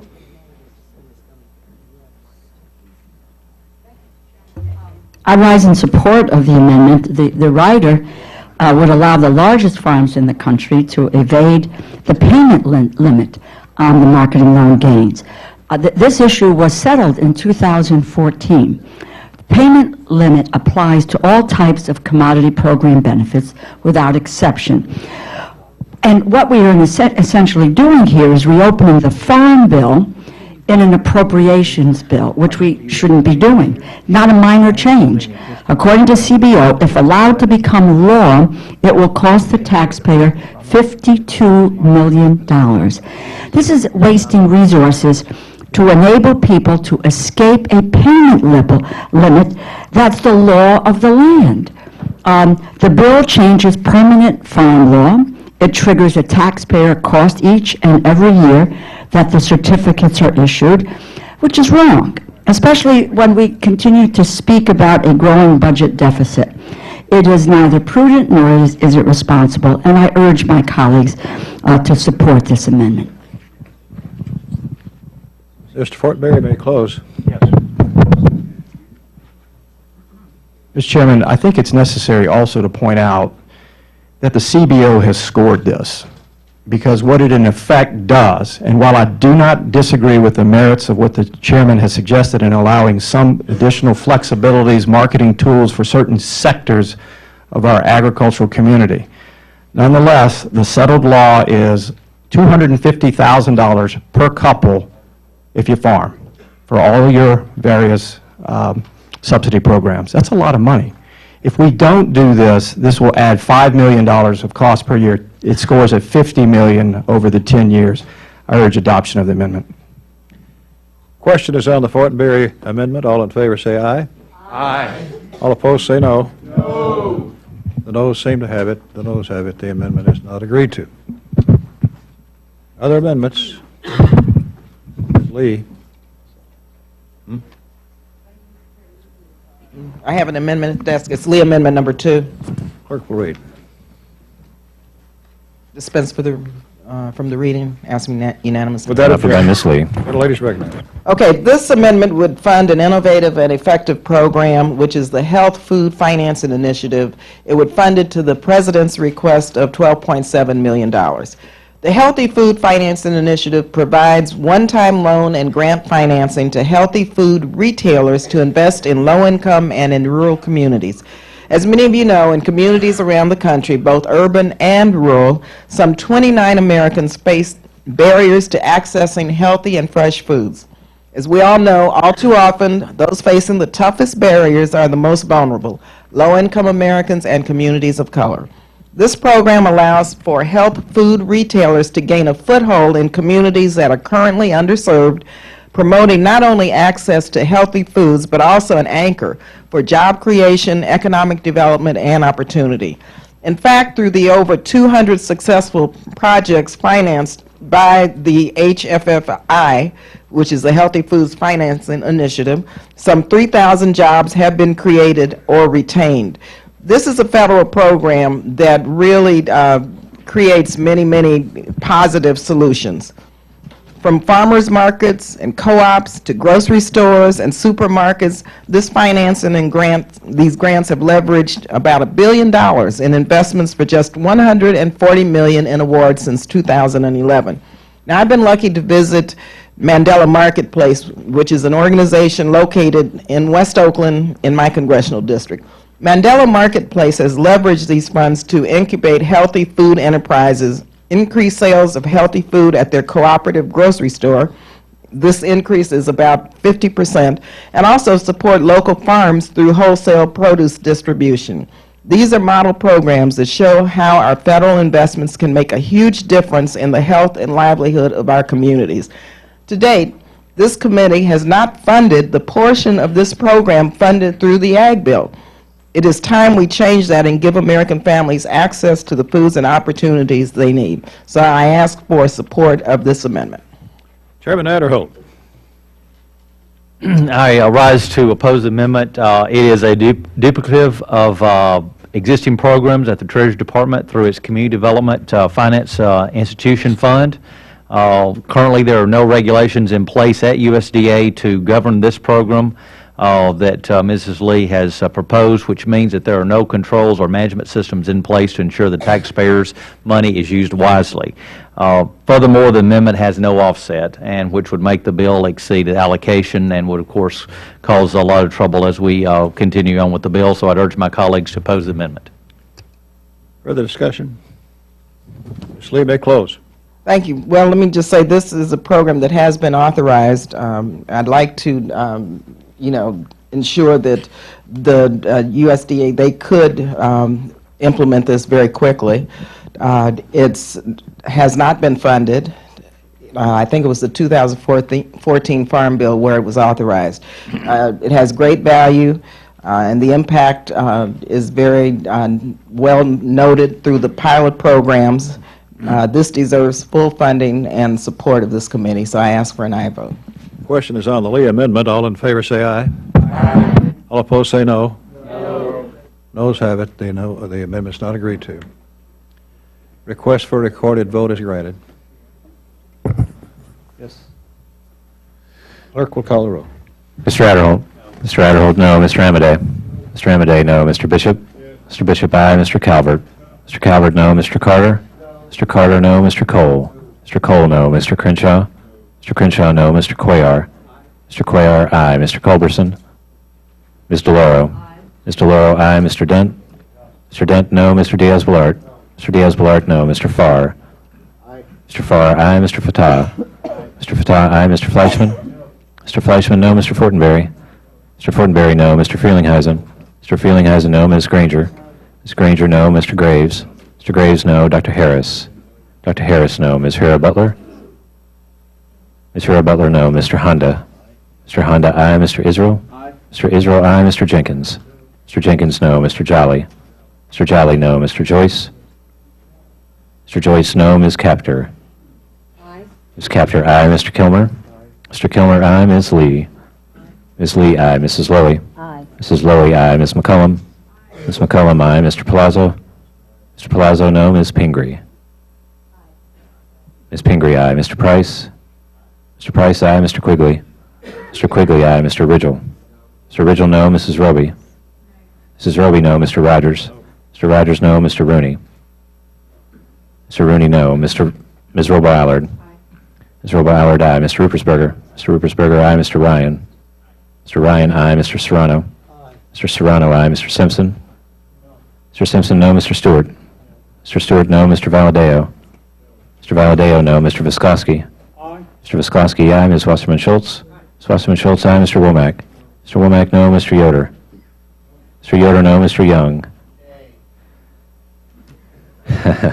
Mr. Young, no. I hear a horse. Is that a horse?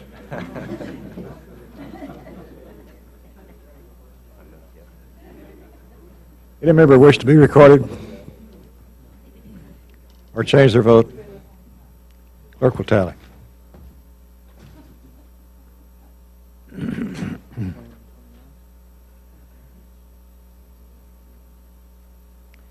On this vote, the ayes are 21, the nays are 29. Amendment's not agreed to. Ms. Lowy. Mr. Chairman, I have an amendment at the desk. Ask unanimous consent. Which one? Number 1. Ask Clerk will unanimous read. Been offered by Mrs. Lowy. Without objection, reading is dispensed with. This bill would prioritize the tobacco industry over public health by handcuffing FDA's ability to regulate a new generation of tobacco products. My friend, Chairman Aderholt, refers to language as a, quote, technical change. There's nothing technical about this language. We have before us a wolf in sheep's clothing. This bill would allow them to stay on the market, these products, and you have pictures of them which I have circulated, without an FDA pre-market review and open the door for similar products to avoid FDA review down the road. Worse, many of these products are aimed at children, including a substantial number of the current 7,000 flavors of e-cigarettes. I read them before. They have all these names that you'd be interested in, I know. Yummy Gummy Bear, and you can see them all on this sheet. Many of these products, obviously by the name, or maybe you'd go in and be interested in Yummy Gummy Bear. Many of these products are aimed at children, including a substantial number of the current 7,000 flavors of e-cigarettes. Bubble gum, gummy bears, Swedish fish. Let's not make any mistake about this. These products are aimed at kids, and the use among youth is exploding. According to the CDC and the FDA, the use of e-cigarettes has tripled in just 1 year, from 2013 to 2014, and now exceeds youth use of regular cigarettes. Studies show that nicotine is highly addictive. Nicotine exposure can also harm the adolescent brain and cause cognitive impairment, attention deficits, and other health issues. We don't know what chemicals are added to these products. The committee should not be pretending to be scientists. We should let the FDA do the job. Thank you. I hope you have taken this argument seriously and will join me in supporting this amendment. Chairman Aderholt. Thanks, Mr. Chairman. I rise in opposition to the amendment. Given the passage of time, it no longer makes sense to use February 15, 2007 as the reference date for products that will fall under FDA jurisdiction. Among other things, use of this 2007 date would mean newly deemed tobacco products would go back more than 8 years. One may ask, why is any change necessary? And why do we put this in the bill? Congress has designed a system, and if it's left untouched, will leave FDA with a massive backlog of old and new applications for products to stay on the market. This is not a good way for FDA to make a priority of the work that it's doing there and trying to keep things safe for us as they work on a day-to-day basis. Keep in mind that FDA was stripped of all authority to regulate these products. If they were, I would understand Ms. Louie's argument that there would be a lot of concern about this. The vital authorities included in the Tobacco Control Act that apply to cigarettes and smokeless tobacco will remain in place for any deemed product in the future. Let me repeat that. That vital authorities included in the Tobacco Control Act that apply to cigarettes and smokeless tobacco will remain in place for any deemed product in the future. I've personally talked with the acting commissioner, met with him to confirm that these authorities remain in place, and his staff has provided us with such a confirmation. In the proposed deeming rule, FDA proposed to establish a minimum age and identification restrictions, health warnings, and a prohibiting of vending machines unless in a facility that never admits youth. And this bill does not change that. Here is a way to allow FDA to focus on its original task, require full product review in the future, and keep fundamental safety controls in place for all products. I know that Chairman Rogers, we've discussed this. He's been very interested in this. I know he will discuss that as well. And I know there's a lot of members that I've talked to that are very interested in this. But therefore, I urge my colleagues to oppose the amendment. Thank you. Mr. Farr? Thank you very much, Mr. Chairman. I rise in support, and I would hope you would too, because in the Lee amendment, you indicated that you want to stop people who are poisoning and sickening our kids. Tobacco, nicotine is a drug, and that's why there's an addiction to it. And it seems to me that we don't want to micromanage what is already on the books. And as far as creating backlog, remember, the industry has to pay for the costs. The user fee that I talked about when we presented this budget is a tremendous amount of money, income for FDA. What people do is they come with proposals and want their FDA approval, and they've got to pay for those. Prescription drug companies and everything like that. So the tobacco companies that want to put this stuff into additives for food and for products that the children like, the cost would cover that. I don't think the backlog is there. We ought to, I don't know about your state, but California has really took on the task of eliminating smoking and banning it. I think the only place you can do it is in your private home now. And it's really had a tremendous effect, positive effect. And I just think that we don't want to change what we've been able to do at the national level and being able to regulate tobacco and for the purposes indicated. And I would support Mrs. Lowy's amendment. Chair recognizes himself. Let me affirm that nothing in the underlying bill restricts FDA's ability to regulate and ensure the safety of any tobacco product. Other members of this committee, along with me, that requested this language, fully support FDA's efforts to reduce potentially harmful effects associated with tobacco products and to keep them out of the hands of our kids. This provision in the base bill merely makes a technical change to the Tobacco Control Act relating to the so-called predicate date for newly deemed tobacco products. Bear in mind, these email cigarettes were not in existence back when the Tobacco Control Act became law. The original act required immediate regulation of cigarettes and some other products and allowed FDA to decide whether or when to regulate other tobacco products. Last year, FDA proposed to bring e-cigarettes among other products, under its oversight. It's a prudent response, and I encourage FDA to develop safety standards aimed at reducing risks to public health and to focus on protecting our young people. The language in the report that accompanies this bill drives that point home, and I recommend that report language to you. It explains it much better than can I. What does not make sense is the predicate date FDA has selected for these new products. Using the 2000 date means that newly regulated categories of tobacco products, some of which have the potential to play an important role in harm reduction, and some of which hardly existed in commerce before that date, would face a more onerous approval process than cigarettes. When the public health community,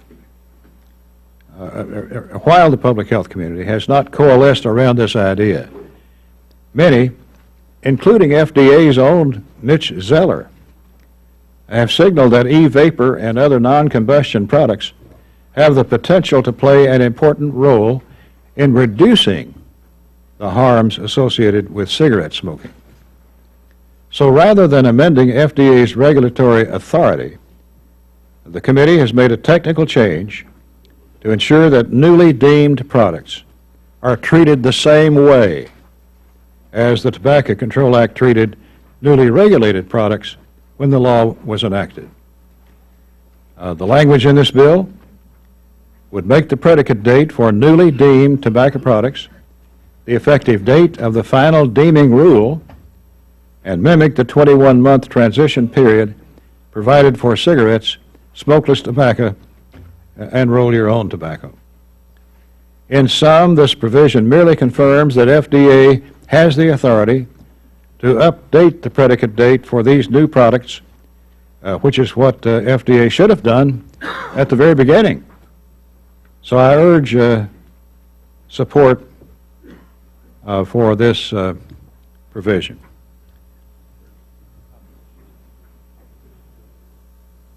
Ms. Quare. Personally, I don't smoke, and I feel that e-cigarettes should be regulated, but I want to support this provision, the underlying provision. If I get a clarification, I understand, Mr. Chairman, what you said, but my understanding is that the subcommittee staff received written clarification from the FDA that the deeming provision would not impede their ability to regulate those products. Does anybody have a copy of that written class? Because, I mean, if they're allowed to do it, if it's not impeded, then I just want to see something right. I'm an attorney, and I just want to see something right. We have an email of it.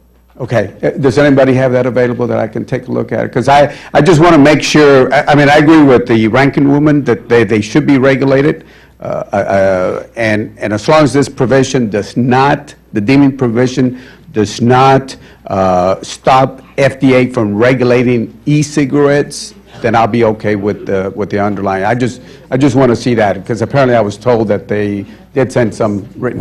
We're getting that right now. Thank you. Dr. Harris. Thank you very much, Mr. Chairman. You know, to the ranking member, we all take very seriously smoking. You know, in my profession, I will tell you, there's nothing worse for an anesthesiologist than you get a chronic smoker as a patient, I will tell you. So we should absolutely all up front admit that we all want smoking to decrease. But e-cigarettes, is it not really smoking? Because it's not. When we think of smoking, we think of inhaling the combusted products of tobacco, which has several parts. It has particulates, it has gases, it has the tar components, it has things like that. That's not what e-cigarettes have. E-cigarettes have, most of them have nicotine, and then they have some other flavorings added to it. But it's not burning a leaf with the thousands, literally thousands of products of combustion that actually, most of which cause the harm. For instance, if you look at arteriosclerosis, probably the leading problem with smoking. In fact, I was talking to someone yesterday who talked about a friend of theirs and a husband of theirs. Both of them, one had a bypass, the other just had heart surgery from arteriosclerosis. And I asked, well, did both smoke? Oh, yeah, both smoked. Well, that's because those other products cause arteriosclerosis. It's unclear whether nicotine contributes anything to arterial. So the real problems with smoking come from actually the smoking of combusted plant products. The only connection e-cigarettes have with tobacco is that the purified nicotine comes from tobacco. That's it, but it's purified. It's just like the only connection digoxin has with the digitalis plant is that it's a purified part of the plant. So it's a purified chemical, and as such, it should be regulated by the FDA, there's no question about it. That's not what the underlying language does. It basically says that the way the FDA deemed it, it said that as of the date of the regulation, the date of the predicate date sent back in 2000, any product since then, and that's basically all the e-cigarette products, would have to go through what amounts to a new product review at the FDA. So not accepting that they're out there, they are, I think most people realize they are less dangerous than cigarettes, and yet we're subjecting them to a higher level of regulation. When in fact, and I'm going to close with this, so you don't have to believe me, this is from the Journal of the American Medical Association last year, and it's a viewpoint article from someone from the Department of Public Health at Hopkins, the Bloomberg School of Public Health, Dr. Abrams, entitled The Promise and Peril of E-Cigarettes. Can disruptive technology make cigarettes obsolete? Because what he refers to e-cigarettes as what we call disruptive technology. It is a totally different way of someone inhaling nicotine. A much, you won't say healthy way, much healthier. His conclusion is, and I'm just going to read this, the more appealing e-cigarettes innovations become, and with due respect to the ranking member, actually flavoring makes them appealing to smokers to try to use them for harm reduction, the more likely they will be a disruptive technology. I purely believe that, and the data shows that, the wide acceptance of e-cigarettes, including among former cigarette users. Although the science is insufficient to reach firm conclusions on some issues, e-cigarettes with prudent tobacco control regulations, which the FDA would continue to have, even with this language, do have the potential to make the combusting of tobacco obsolete. I'll just insert here, isn't that what we all want? We want the combusting of tobacco to become obsolete. It says, strong regulatory science research is needed to inform policy. If e-cigarettes represent the new frontier, tobacco control experts must be open to new strategies. Mr. Chairman, if we don't have this underlying language, the e-cigarette business will be gone. Because these manufacturers, there are only a few that can afford the hundreds of thousands, if not millions of dollars to bring a new product to market, and we will deprive the ability of individuals to use this as a harm reduction technology. The FDA's regulation authority is not impaired at all. They can choose to not monitor markets, they can choose to not include flavors, they can choose all that, but it will allow these products to remain on the market on equal regulatory footing with the much more dangerous product, cigarettes. I yield back. Mr. Laurel. Thank you, Mr. Chairman. I would just like to quote from an article in the Wall Street Journal, I believe it was yesterday, and this is about the vapor industry. Not everyone in the vapor industry opposes regulation. This is an owner in John Hardigan. The absence of regulation today puts the onus on him to ensure that the liquid nicotine he sells comes from manufacturers blending in controlled environments and doing chemical analysis. The idea that you won't have people out there putting juice together without a chemistry background is a good thing. That is what's happening with these flavorings. You got folks out there mixing chemicals and putting them together who do not have any science-based effort, and that is harmful, particularly harmful to our children. If adults want to do this and ingest or do whatever they do with this, that's fine. Why should we, in fact, allow our children to do the following? In addition to which, my colleague, Mr. Cuellar, asked a question, and as I understand it, Mr. Cuellar, under this Section 747, without pre-market review authority, the FDA could only get lists of ingredients and of, quote, harmful and potentially harmful constituents in products, not product formulas. Companies do not have to submit any information of how their product operates, which is particularly critical for understanding the public health impact of new products such as e-cigarettes. So that is what happens with the FDA. I'm strongly in support of this amendment because this is a harmful rider. Harmful. It exempts e-cigarettes, cigars, other tobacco products currently on the market from important product review requirements. This is about our young people, which we all say we want to try to protect. And we do need to protect them from this. There are tobacco products that remain unregulated, and our young people are using the products at disturbing rates. CDC released good news showing that cigarette use among high school students declined from 2013 to 14 by 9.2%. However, during the same period, e-cigarette use among high school students tripled to 13.4%, making e-cigarettes the most used tobacco product by high school students. Youth still use cigars at obstinately high rates. 8.2% of high school students have smoked a cigar in the last 30 days. We have to drive the rates down. This bill does the opposite. Your grandfather from FDA approval nicotine products already on the market. It weakens the Tobacco Control Act. It undermines FDA's ability to protect the public health. It compromises FDA's ability to protect kids from a wide range of candy and fruit-flavored e-cigarettes and little cigars that have flooded the market in recent years. The rider would allow these products to remain on the market without an independent science-based assessment of their risks to public health. My time has run out, but clearly this is a committee that talks about science-based assessments and the need for that. This removes that opportunity for science-based assessments that can only harm our kids. And I support, and I hope my colleagues will support the amendment. Ms. McCollum. Chairman, I've been trying to understand this debate because here again, this language was included in the bill, so it's not an amendment being added to the bill. But it clearly is doing policy on an appropriations bill. And that's why the discussion, and we have the good doctor reading and telling us about medical conditions and other things. So, you know, quite frankly, this needs to come out of the bill, and the Energy and Commerce Committee needs to be having a full, open, transparent debate on this, which doesn't happen when these riders are tucked into bills. Now, my understanding why the date's important is whether the FDA can upfront regulate and decide what might have an impact on public health, or if this date is removed, then the burden's on the FDA to go back and prove why it shouldn't be on, which is more expensive for the taxpayer and puts the public health at greater risk. Now, I'll tell you why I'm concerned about these. I'm concerned about them because of the impact around children.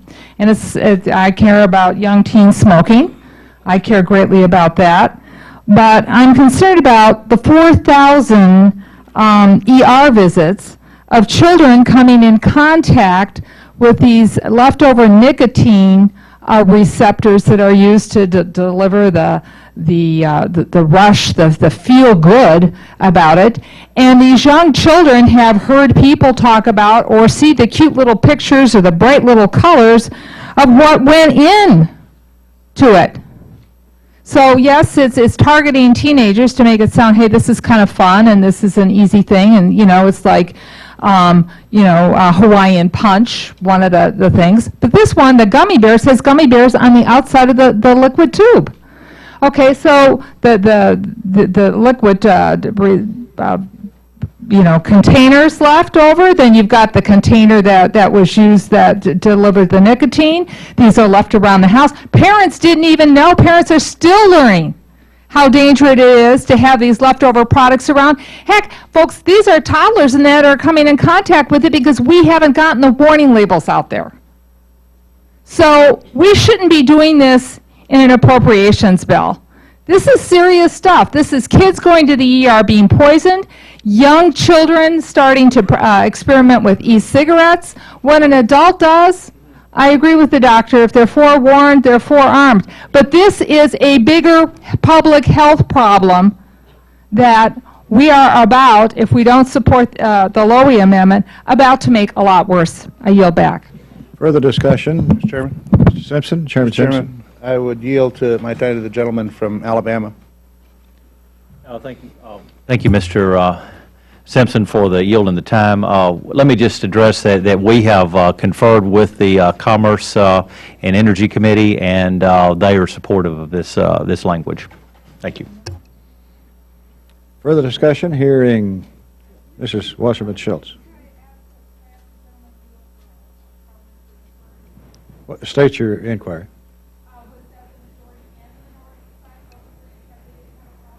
We discussed with the majority. Not minority. That's why you're in the majority. Further discussion, Mrs. Wasserman-Schultz. Thank you, Mr. Chairman. I rise in support of the amendment because I'm not really sure why we would want more people to get addicted to nicotine. I mean, that can only lead to more tobacco usage, not less. And frankly, when you have the kinds of flavors that are marketed in these products, they are only doing that marketing for one reason. That is to lure more young people towards the idea that smoking is cool, that smoking is fun, that consuming a potentially harmful product is a positive and good thing to do. What hasn't been mentioned, Mr. Chairman, is that there's also some pretty significant danger to using these products. And I think every member has these pictures of explosions that have taken place from the use of e-cigarettes with pretty horrific burns, house fires, abrasions. It's clear that more research needs to be done. And, Dr. Harris, I have to tell you, and Mr. Chairman, I'll do this through you. You and I have agreed on many issues like this one throughout our discussions on issues like this. And it's a little troubling to me that you would not be supportive of this amendment, because all that this amendment does is make sure that we still will have the ability to have a pre-market review of products that the jury is still out on. We want to make sure before they are fully authorized to be marketed commercially that there is a pre-market review, because if we don't have one, then you have to actually try to get them off the market, which is far more challenging than allowing them to have a full-on authority to remain on the market commercially. Mr. Chairman, would the gentlelady yield just for a second? Sure. Be happy to yield. I agree that regulation is needed. There's no question about it. The question is, do we harm, as Dr. Abrams said in this article, do we harm the ability of this disruptive technology to be able to replace combusted cigarettes because we kill the industry with this because of the pre-marketing requirement? In reclaiming my time, I will say there is no harm in having a pre-market review. The harm, you're not going to kill the industry, and there's no one that could actually show you any data that would say that this industry would go down if you have this cohort of products that is essentially being grandfathered in, which means you're going to basically look the other way and say, we're going to ignore whether this group of products is harmful or not. That's not going to bring down the whole industry, but it will be much more difficult to get them off the market if you don't have that pre-market review. And lastly, Mr. Chairman, before I sit down, I want to point out, from the year 2011 to the year 2015, there were 1,732 cases of poisoning from liquid nicotine reported by the American Association of Poison Control Centers. And from January of this year to June of this year, there were 1,732 cases of poisonings, including child deaths. A pre-market review is absolutely essential. I urge the members' support of the amendment. Further discussion? Mr. Cuellar. Again, I just got a copy of what I understand is from... Suspend. The gentleman is speaking for the second time.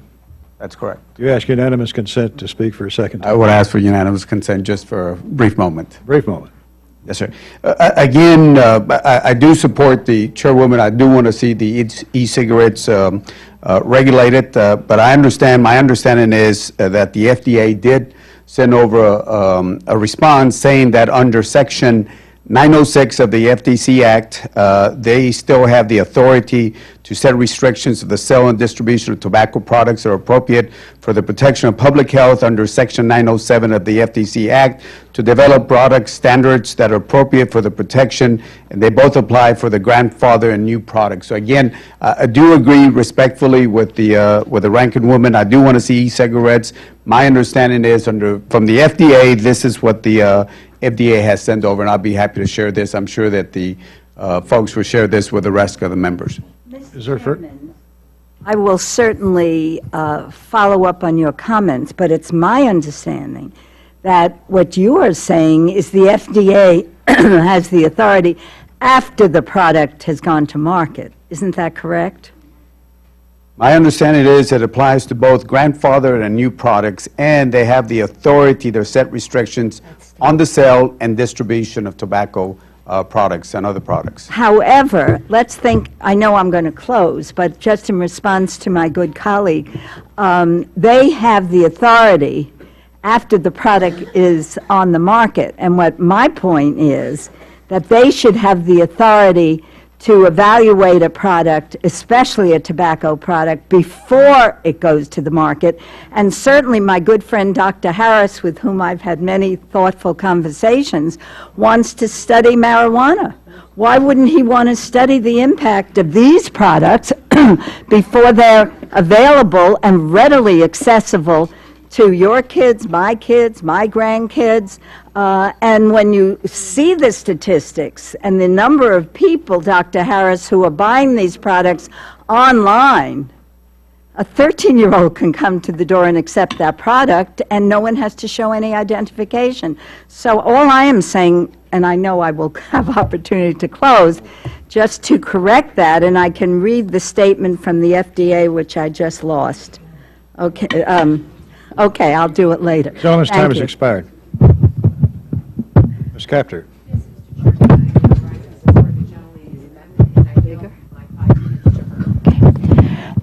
Thank you very much, Ms. Capter, and thank you, Mr. Chairman, and my colleagues. I just think it's important to note, and this is not information that doesn't have any citation. This is U.S. Fire Administration, Electronic Cigarette Fires and Explosions, last October from FEMA. It says, the shape and construction of e-cigarettes can make them more likely than any other products with lithium-ion batteries to behave like flaming rockets when a battery fails. These are the products that we are speaking about. Where is there any sense of regulation of all of this? It just isn't there at the moment. U.S. Consumer Product Safety Commission has advised that e-cigarettes do not fall under its jurisdiction. No regulation, code or law applies to the safety of the electronics or batteries in e-cigarettes.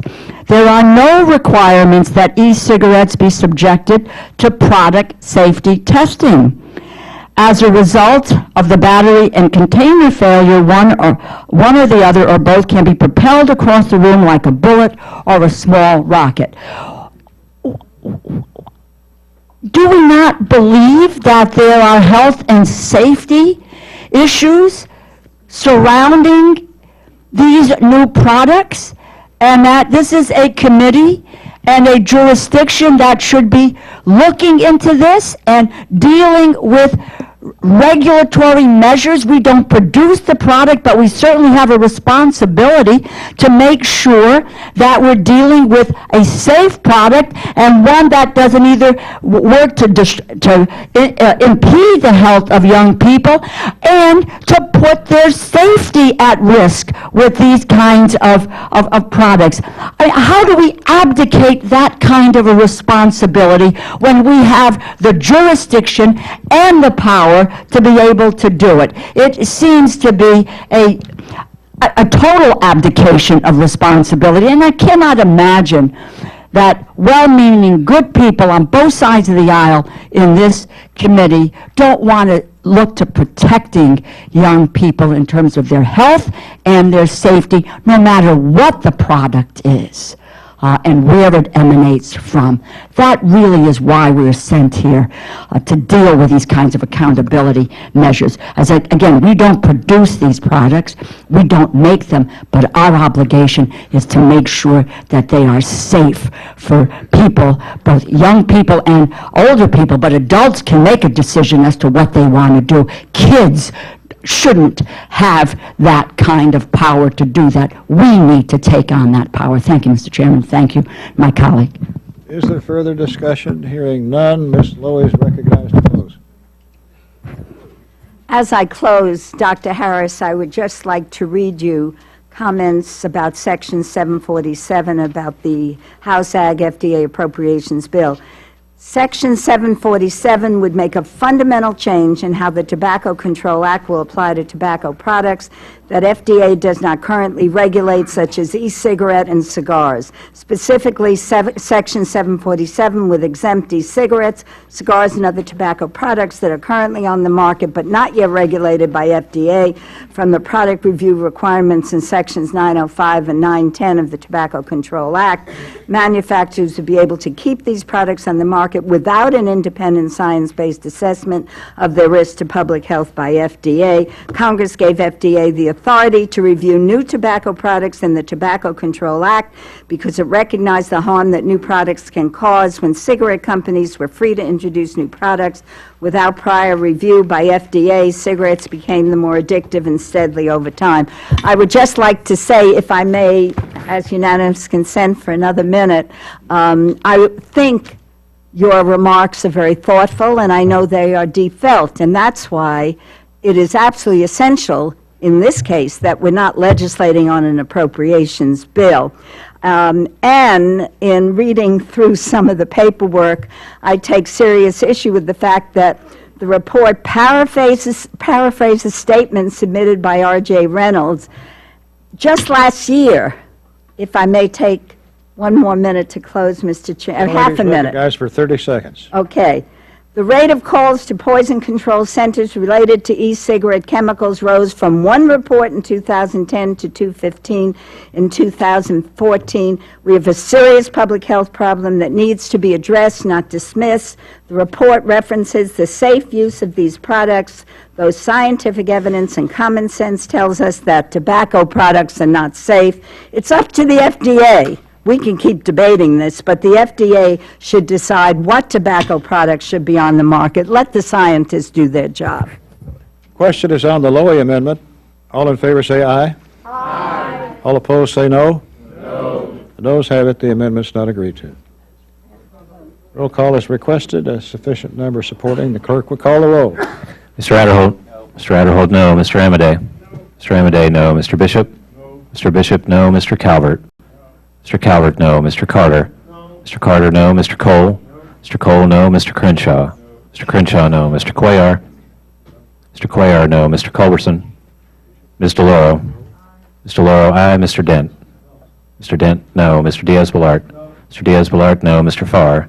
Aye. Mr. Farr, aye. Mr. Fatah. Mr. Fatah, aye. Mr. Fleischman. Mr. Fleischman, no. Mr. Fortenberry. Mr. Fortenberry, no. Mr. Frelinghuysen. Mr. Frelinghuysen, no. Ms. Granger. Ms. Granger, no. Mr. Graves. Mr. Graves, no. Dr. Harris. Dr. Harris, no. Ms. Hura Butler. Ms. Hura Butler, aye. Mr. Honda. Mr. Honda, aye. Mr. Israel. Aye. Mr. Israel, aye. Mr. Jenkins. Mr. Jenkins, aye. Mr. Jolly. Mr. Jolly, no. Mr. Joyce. Ms. Capter. Aye. Ms. Capter, aye. Mr. Kilmer. Aye. Mr. Kilmer, aye. Ms. Lee. Ms. Lee, aye. Mrs. Lowy. Aye. Mrs. Lowy, aye. Ms. McCullum. Ms. McCullum, aye. Mr. Palazzo. Mr. Palazzo, no. Ms. Pingree. Ms. Pingree, aye. Mr. Price. Mr. Price, aye. Mr. Quigley. Mr. Quigley, aye. Mr. Ridgel. Mr. Ridgel, no. Mrs. Roby. Mrs. Roby, no. Mr. Rogers. Mr. Rogers, no. Mr. Rooney. Mr. Rooney, no. Ms. Robo-Allard. Ms. Robo-Allard, aye. Mr. Ruppersberger. Mr. Ruppersberger, aye. Mr. Ryan. Mr. Ryan, aye. Mr. Serrano. Mr. Serrano, aye. Mr. Simpson. Mr. Simpson, no. Mr. Stewart. Mr. Stewart, aye. Mr. Valadeo? Mr. Valadeo, no. Mr. Visklowsky? Mr. Visklowsky, aye. Ms. Wasserman Schultz? Ms. Wasserman Schultz, aye. Mr. Womack? Mr. Womack, no. Mr. Yoder? Mr. Yoder, no. Mr. Young? Mr. Young, no. Members wishing to record their vote or change their vote? Mr. Cuellar? I'm sorry. Mr. Cuellar, aye. Further changes? Clerk will tally.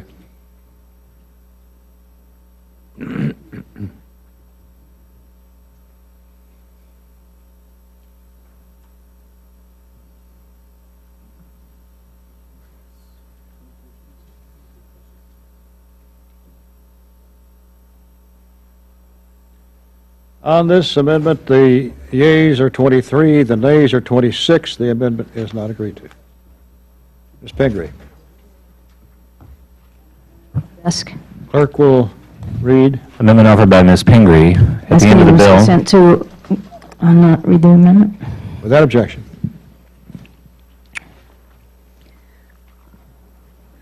Thank you, Mr. Chair. I'm going to bring us back to the farming side of the appropriations bill. Take a little break on public health and nutrition. But first I want to thank Chairman Adderholt and Ranking Member Farr for their hard work on the bill and thoughtful consideration of so many important programs. I feel fortunate to serve on this subcommittee and have worked through a lot of issues with them in the process of doing this and in the process of putting together the manager's amendment, and I'm very grateful for the dialogue we've been able to have. But I have an amendment on crop insurance, and I think it's something that puts a little more fiscal responsibility back in some of the things that we do. This amendment would block taxpayer dollars from paying for crop insurance premium subsidies for individuals with an adjusted gross income over $750,000. So just to think about that number, $750,000, I don't know, you all have different kinds of farming going on in your part of the country, but I can promise you there aren't too many farmers in Maine clearing $750,000 this year. According to the GAO, this proposal would affect fewer than 1% of farmers across the country. These are not the family farms we're talking about. Generally, they're big corporations.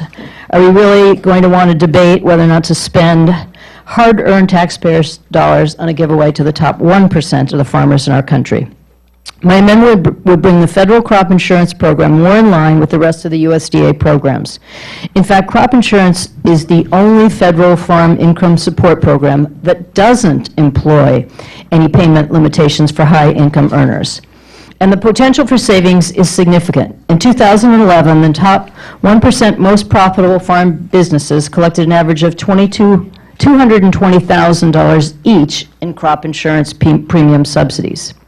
The savings from this common sense amendment would go towards restoring funding to the Environmental Quality Incentives Program, which is known as EQIP, which was cut by $300 million in this bill and is a great disappointment to many farmers in my state and around the country. That cut is a great disappointment.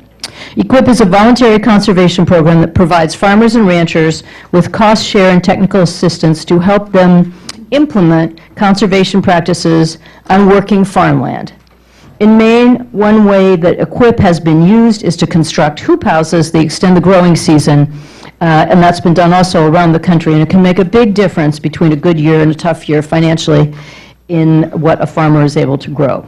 The amendment doesn't cost anything. It simply rebalances priorities towards farmers doing good work on the ground and takes some of the money away from those farmers who simply do not need federal help to purchase crop insurance.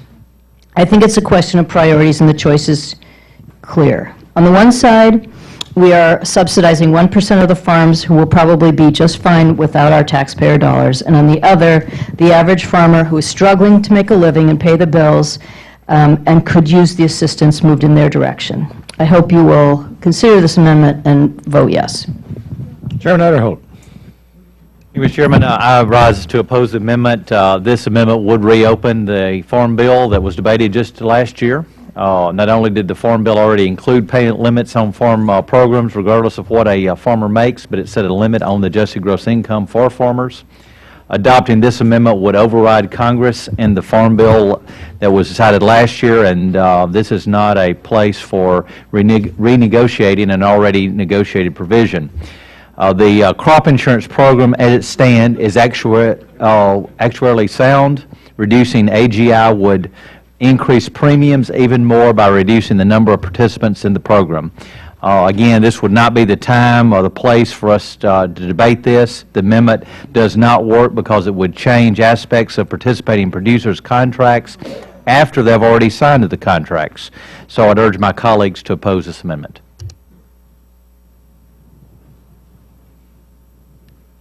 Who seeks recognition? Mr. Ryan.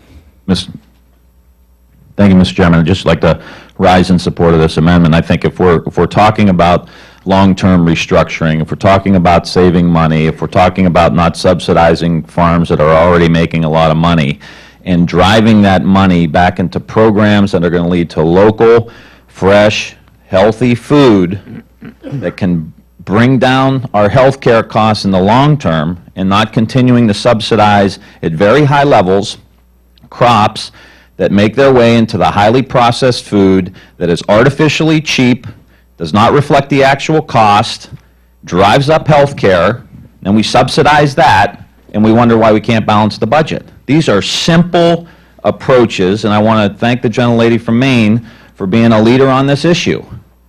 And this is the direction we have to move in. I want to support this amendment and just thank her for her leadership, and thank the chairman for his time. Mr. Bishop. Mr. Chairman, I rise to reluctantly oppose this amendment. Insurance is designed to protect against risk, and high-income producers are larger producers, so they have more at risk. And it would just seem to be logical that if you have more at risk, you would need to have more insurance. And I think that as the chair, Mr. Adderholt, has pointed out, it's actuarially sound.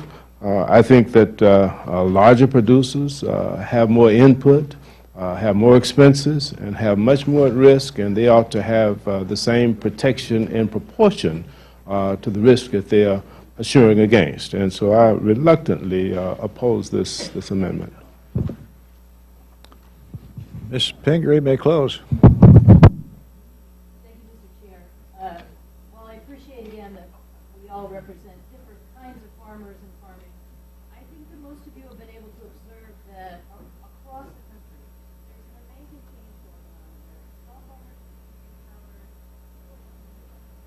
markets in their home communities and places where we never expect farming to come back, and that's certainly been an important factor in my state. And one of my concerns is that when we design the Farm Bill and when we decide how to appropriate the funding, we assist those opportunities out there for farmers. All too often, we keep giving it back to the farmers and the farms. Frankly, just don't need our taxpayer dollars anymore.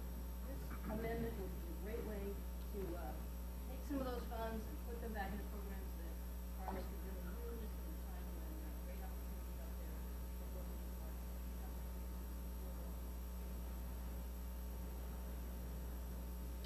The question is on the Pingree amendment. All in favor, say aye.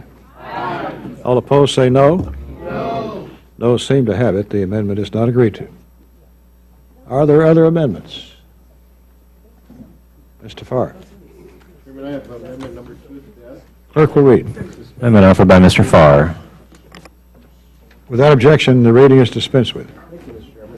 A little background. When the argument for the National Health Care Bill was made in Congress, it was brought to our attention that our eating habits in America are causing an awful lot of our health risks. And we put a lot of attention into trying to change that. If you're going to really cut down the costs of health care in America, we've got to grow healthier Americans. And this is the committee that's responsible for growing healthier Americans, because we regulate the food that's grown and the food that's served through the FDA. To do that, we created in law, a Dietary Guidelines Advisory Committee to to and convened by the Department of Agriculture and the Department of Health and Human Services. The purpose was to develop diet and health recommendations for America based on updated sciences. The last guidelines were released in 2010, and the new committee, same responsibility, is now releasing their guidelines for this year. Now, what this bill has is about 50 words. It's a long statement of putting conditionality on that committee and its guidelines, and essentially undercutting the ability of the committee just to make good dietary guidelines. It ends up creating evidentiary standards that have never been used before. It requires a science level, a section level that has never been used before, and it really undercuts the purpose of the committee, and it also affects the ability for the committee to consider public comment. So they're not allowing, once these guidelines are released, for public comment, and it says that they can't consider anything to the contrary. My language just deletes this section. It's really it's a lot of micromanaging, putting standards in there that are not necessary and frankly are harmful. It doesn't allow the committee, for example, to suggest that maybe physical activity, which we know is part of dietary guidelines, is also a physical guidelines, is how to go out and exercise once in a while. And do we want to really stop that as a recommendation that to stay healthy in America, we have to do that? So by imposing new public comment periods on what has already been a very fulsome comment process, that the guidelines can't be issued in the calendar year 2015 as required by law, it really is using a chainsaw when a scalpel is necessary, and I ask for an aye vote to remove these conditionalities that are unnecessary. Chairman Adderholt. I rise in opposition to the amendment. This amendment was brought up during the Labor HHS markup that we had here in this very room. It was soundly defeated. My colleagues have mentioned to me the need to protect the scientific integrity of the dietary guidelines, and that's exactly the intent of this provision that we included in the bill, to ensure that the guidelines are based on strong science. I continue to hear numerous concerns and comments about the recommendations made by the Dietary Guidelines Advisory Committee. Several former members of the 2010 Dietary Guideline Advisory Committee has raised concerns about the dietary guidelines process and the importance of protecting scientific integrity of the guidelines. USDA and Health and Human Services are not held accountable as to whether or not they consider public comments. This bill necessitates transparency and accountability by requiring USDA and Health and Human Services to follow the law, use strong scientific evidence, and allow for public input. So therefore, with that, I would urge my colleagues to oppose this amendment.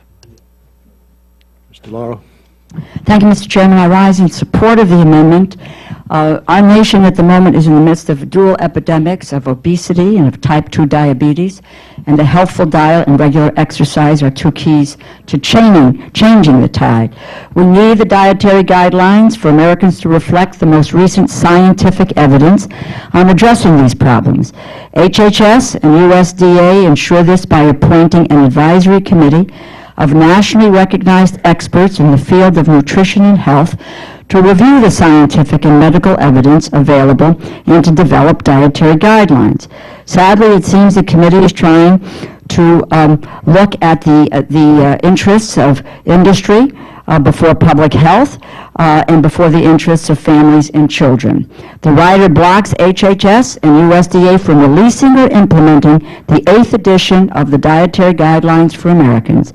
This leaves the dietary guidelines frozen in time, regardless of what evolving science supports. For example, it would prevent any updates to the 2010 recommendations regarding physical activity. The science has moved on since then, and the guidelines should reflect that progress. By blocking updates, we jeopardize the health of American families. The committee has already weighed in, the Dietary Guidelines Committee has weighed in with science and evidence-based recommendations regarding what should be included in these guidelines. That's their job. And I won't go through reading the list of people, but in this listing, we are looking at people, and when I hear that this is not, this calls into question science-based, every single member of this advisory committee is either a doctor of science, PhD in science and research. We go down the list of folks who have an extraordinary background in science and in research, and who are very competent to address this problem. As I said, it's their job. The guidelines process has worked well for more than 20 years. 50 public health and nutrition organizations and experts have sent a letter conveying their, quote, shared alarm about the rider, which would, in their words, limit the committee's expert-informed judgment. There isn't a need to break what's working well through congressional interference. We need to remain committed to ending preventable chronic diseases and obesity. We should not allow politics to trump America's health by disregarding sound science. It would be a disservice. I urge my colleagues to support this amendment and let the process move forward. Thank you, Mr. Chairman. Is there, Mr. Ryan. Ryan? Thank you, sir. I was just about to say I really don't speak a lot on this committee, and maybe I should do a little bit more of it.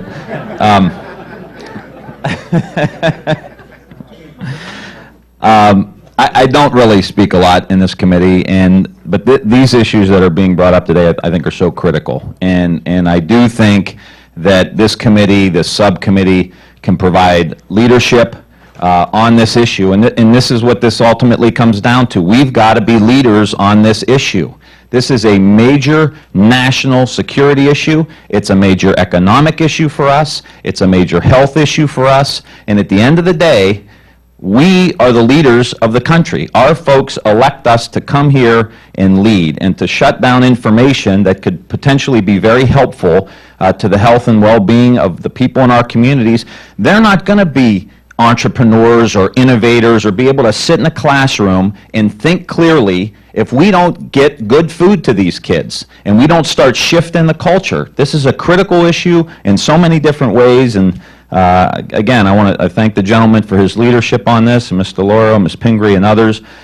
These are important issues, and I know we probably won't win the vote on this one, probably go in the same direction as some of the last other few votes. But at the end of the day, I hope we can start looking at this issue differently. And I see some members of this committee down in the gym working out, concerned about health.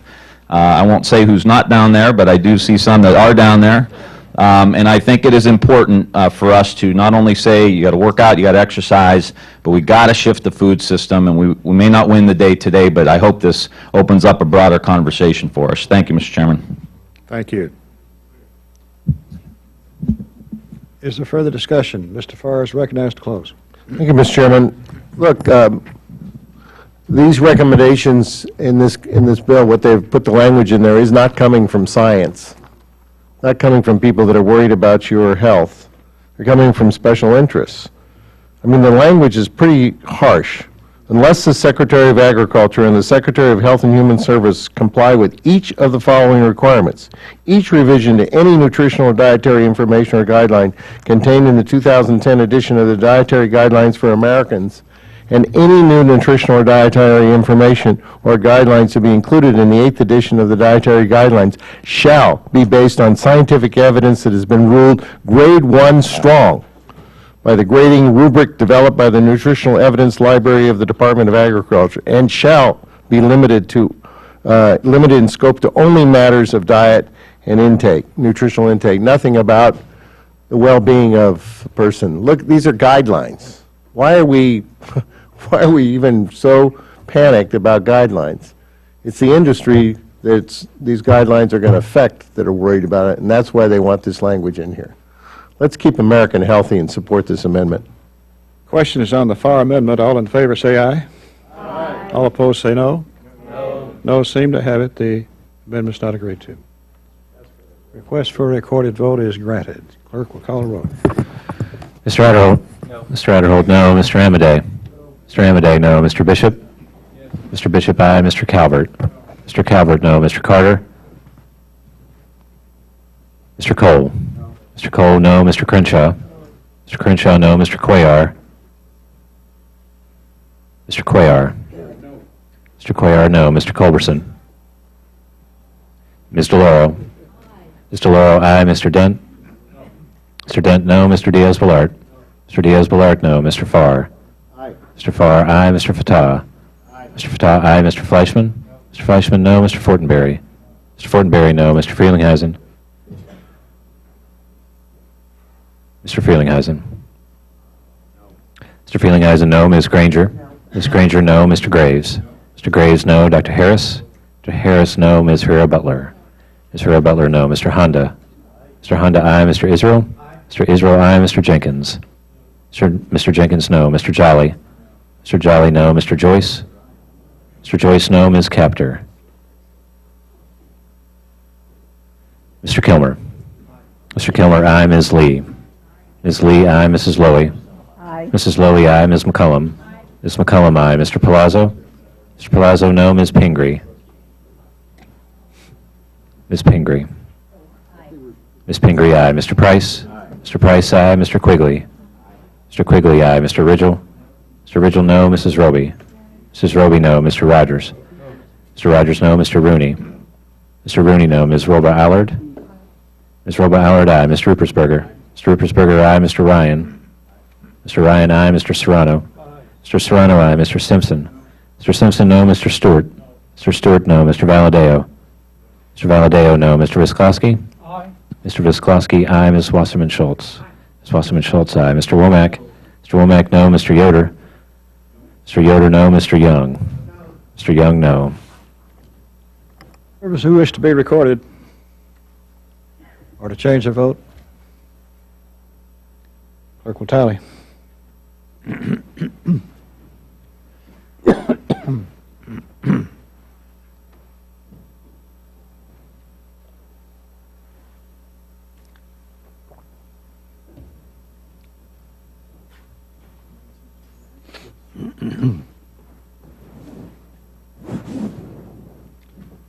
On this vote, the yeas are 19, nays are 29. The amendment's not agreed to. Mr. Quigley, Mr. Chairman, we have an amendment at the desk. clerk will read. I ask that the reading be dispensed with. Without objection. Mr. Chairman, during every disaster or catastrophe in this country, there are blood shortages.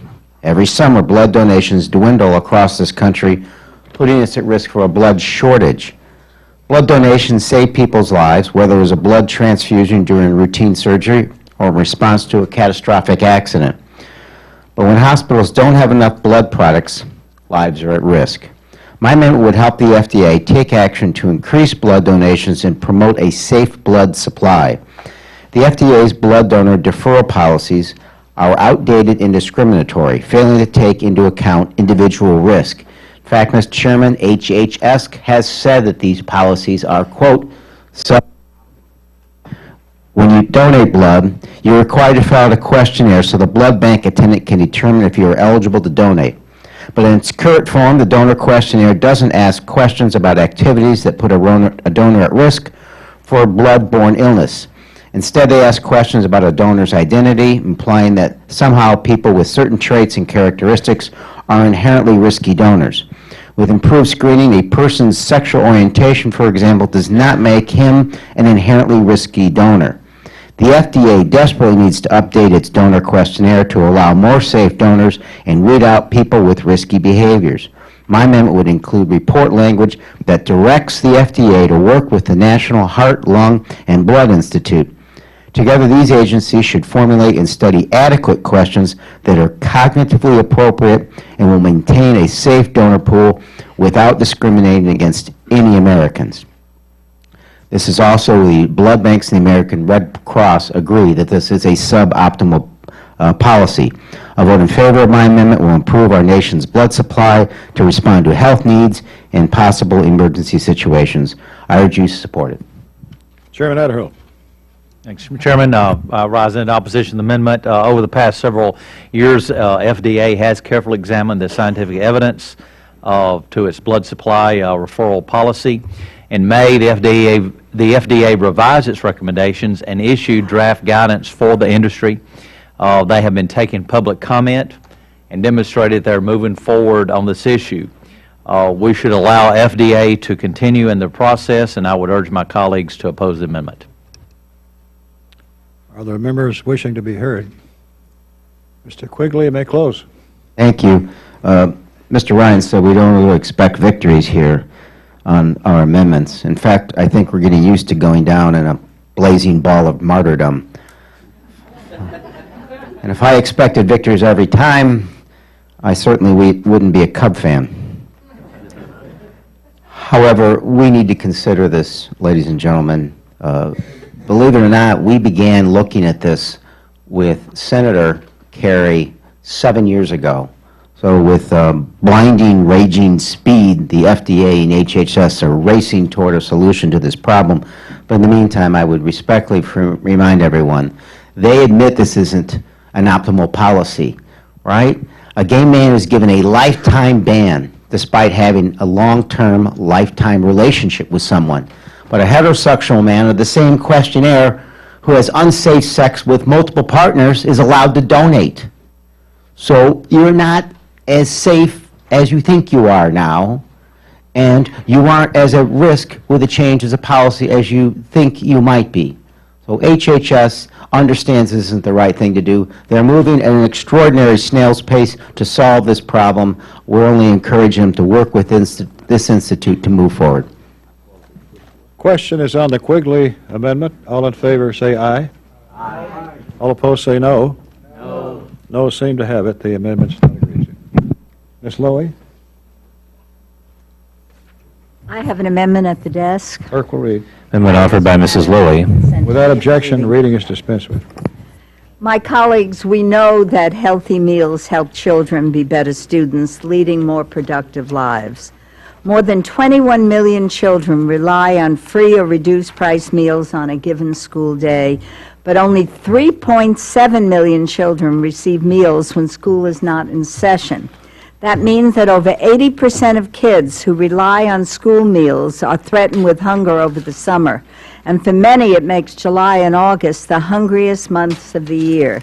The Summer Electronic Benefit Transfer, or Summer EBT program, is proving to be a vital resource to fill this void by helping families purchase healthy food for low-income children when school is out. The Department of Agriculture realized its promise and proposed to strengthen the initiative, but unfortunately, this bill not only closes the door on strengthening the program, it would slash funding by 25%. My amendment would help up to 200,000 children have healthy meals during the summer months by funding the summer EBT demonstration program at the President's request of $67 million.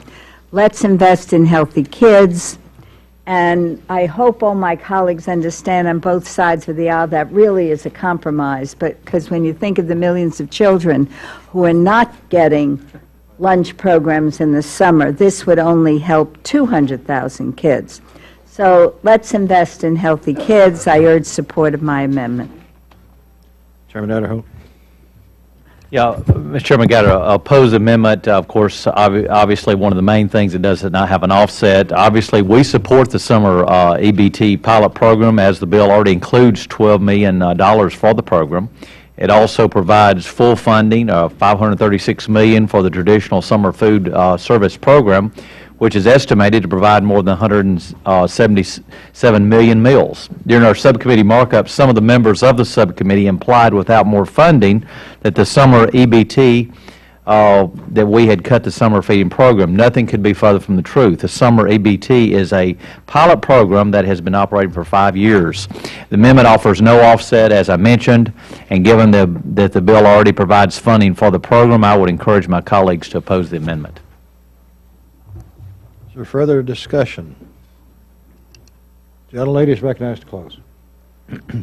Children who rely on free and reduced price meals during the school year should not have to go hungry when school is out.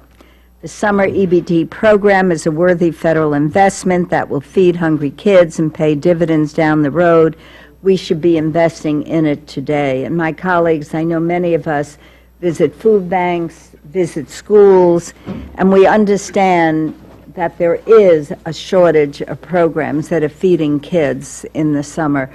And I do hope, Mr. Chairman, that we can work as this bill moves through the process to provide additional funding so these kids don't have to go hungry. Many of our food banks are giving them backpacks to take home over the weekend, and there are other ways to feed these kids, but this is so basic. I hope we can work together as the bill moves forward. And thank you, Mr. Chairman. Question is on the Lowy amendment. All in favor say aye. Aye. All opposed, no. No. The noes seem to have it. The noes have it. The amendment's not agreed to. Mr. Laurel.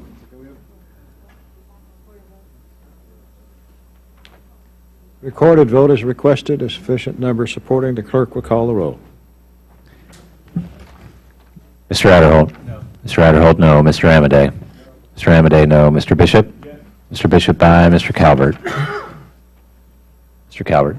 Mr. Calvert, no. Mr. Carter? Mr. Carter? Mr. Carter, no. Mr. Carter, no. Mr. Cole? Mr. Cole, no. Mr. Crenshaw? Mr. Crenshaw, no. Mr. Cuellar? Mr. Cuellar, aye. Mr. Culberson? Ms. DeLauro? Ms. DeLauro, aye. Mr. Dent? Mr. Dent, no. Mr. Diaz-Balart? Mr. Diaz-Balart, no. Mr. Farr? Mr. Farr, aye. Mr. Fatah? Mr. Fatah, aye. Mr. Fleischman? Mr. Fleischman, no. Mr. Fortenberry? Mr. Fortenberry, no. Mr. Frelinghuysen? Mr. Frelinghuysen, no. Ms. Granger? Ms. Granger, no. Mr. Graves? Mr. Graves, no. Dr. Harris? Dr. Harris, no. Ms. Vera Butler? Ms. Vera Butler, no. Mr. Honda? Mr. Honda, aye. Mr. Israel? Mr. Israel, aye. Mr. Jenkins? Mr. Jenkins, no. Mr. Jolly? Mr. Jolly, no. Mr. Joyce? Mr. Joyce, no. Ms. Capter? Ms. Capter, aye. Mr. Kilmer? Mr. Kilmer, aye. Ms. Lee? Mrs. Lowy? Aye. Mrs. Lowy, aye. Ms. McCollum? Ms. McCollum, aye. Mr. Palazzo? Mr. Palazzo, no. Ms. Pingree? Ms. Pingree, aye. Mr. Price? Mr. Price, aye. Mr. Quigley? Mr. Quigley, aye. Mr. Ridgel? Mr. Ridgel, no. Mrs. Roby? Mrs. Roby, no. Mr. Rogers? Mr. Rogers, no. Mr. Rooney? Mr. Rooney, no. Ms. Robo-Allard? Ms. Robo-Allard, aye. Mr. Rupertsberger? Mr. Rupertsberger, aye. Mr. Ryan? Mr. Ryan, aye. Mr. Serrano? Mr. Serrano, aye. Mr. Simpson? Mr. Simpson, no. Mr. Stewart?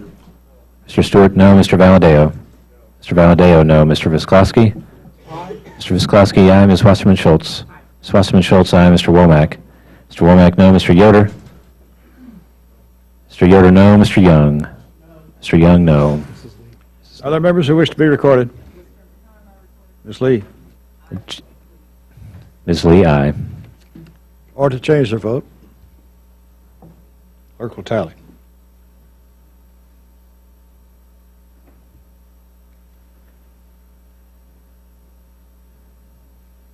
Chair notes that there are scheduled votes at 1:30 on the floor, several.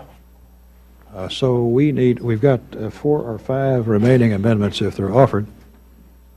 So if we could be brief, we can finish before we have to go vote. We've got to do 302Bs after this bill. On this vote, the yeas are 21, the nays are 29. Amendment's not agreed to. Mr. Laurel. Thank you, Mr. Chairman. I have an amendment on your desk. It's amendment number 2, and I ask unanimous consent to dispense with the reading. Without objection. Today, the federal government's crop insurance program costs taxpayers $9 billion a year. Unlike other farm subsidies, crop insurance subsidies are not subject to means testing or payment limits, which is why I'm introducing an amendment to promote transparency by removing the current prohibition on public disclosure of crop insurance subsidy beneficiary information through the Department of Agriculture's salaries and expenses. The crop insurance program indirectly subsidizes, on average, 62% of farmers' crop insurance premiums, reimburses insurance companies for administrative and operating costs, adjusts premiums in order to produce a 14% return for crop insurance companies, and takes the riskiest crop insurance policies off the company's books. It really is outrageous for the federal government to continue to spend so lavishly on a program that sends 3/4 of federal subsidies to just 20% of farmers. The crop insurance program is a necessary risk management tool for producers, but the program is in need of desperate reform. Taxpayers deserve to know how their tax dollars are going. Conservation programs, direct payments, and other commodity programs require the disclosure of the beneficiaries of these programs.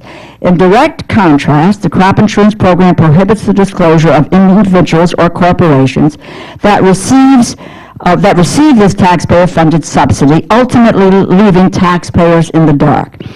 Because the crop insurance program is not means-tested or capped, the GAO found that 26 beneficiaries, producers, received $1 million or more in premium subsidies in 2011 alone.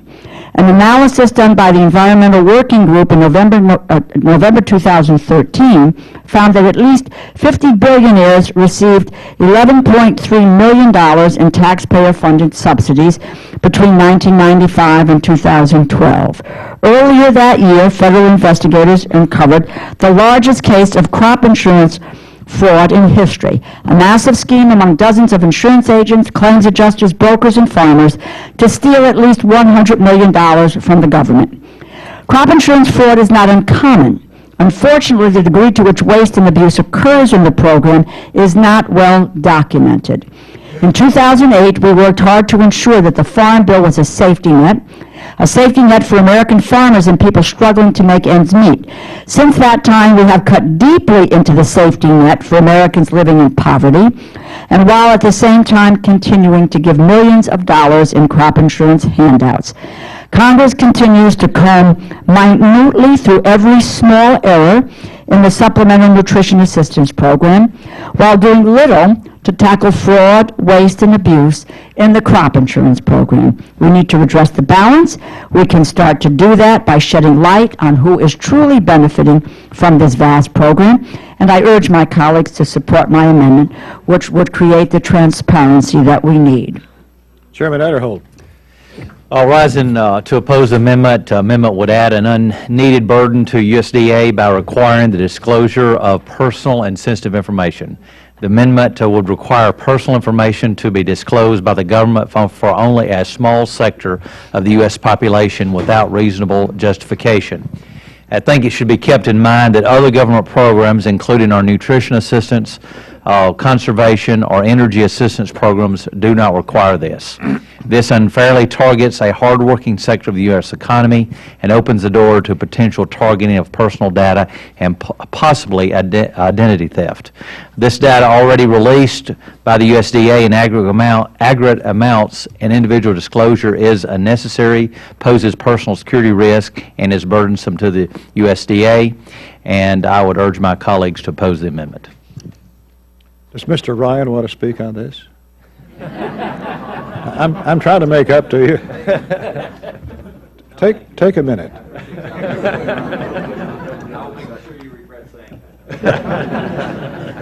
The gentleman said earlier that you knew a lot of people in the gym.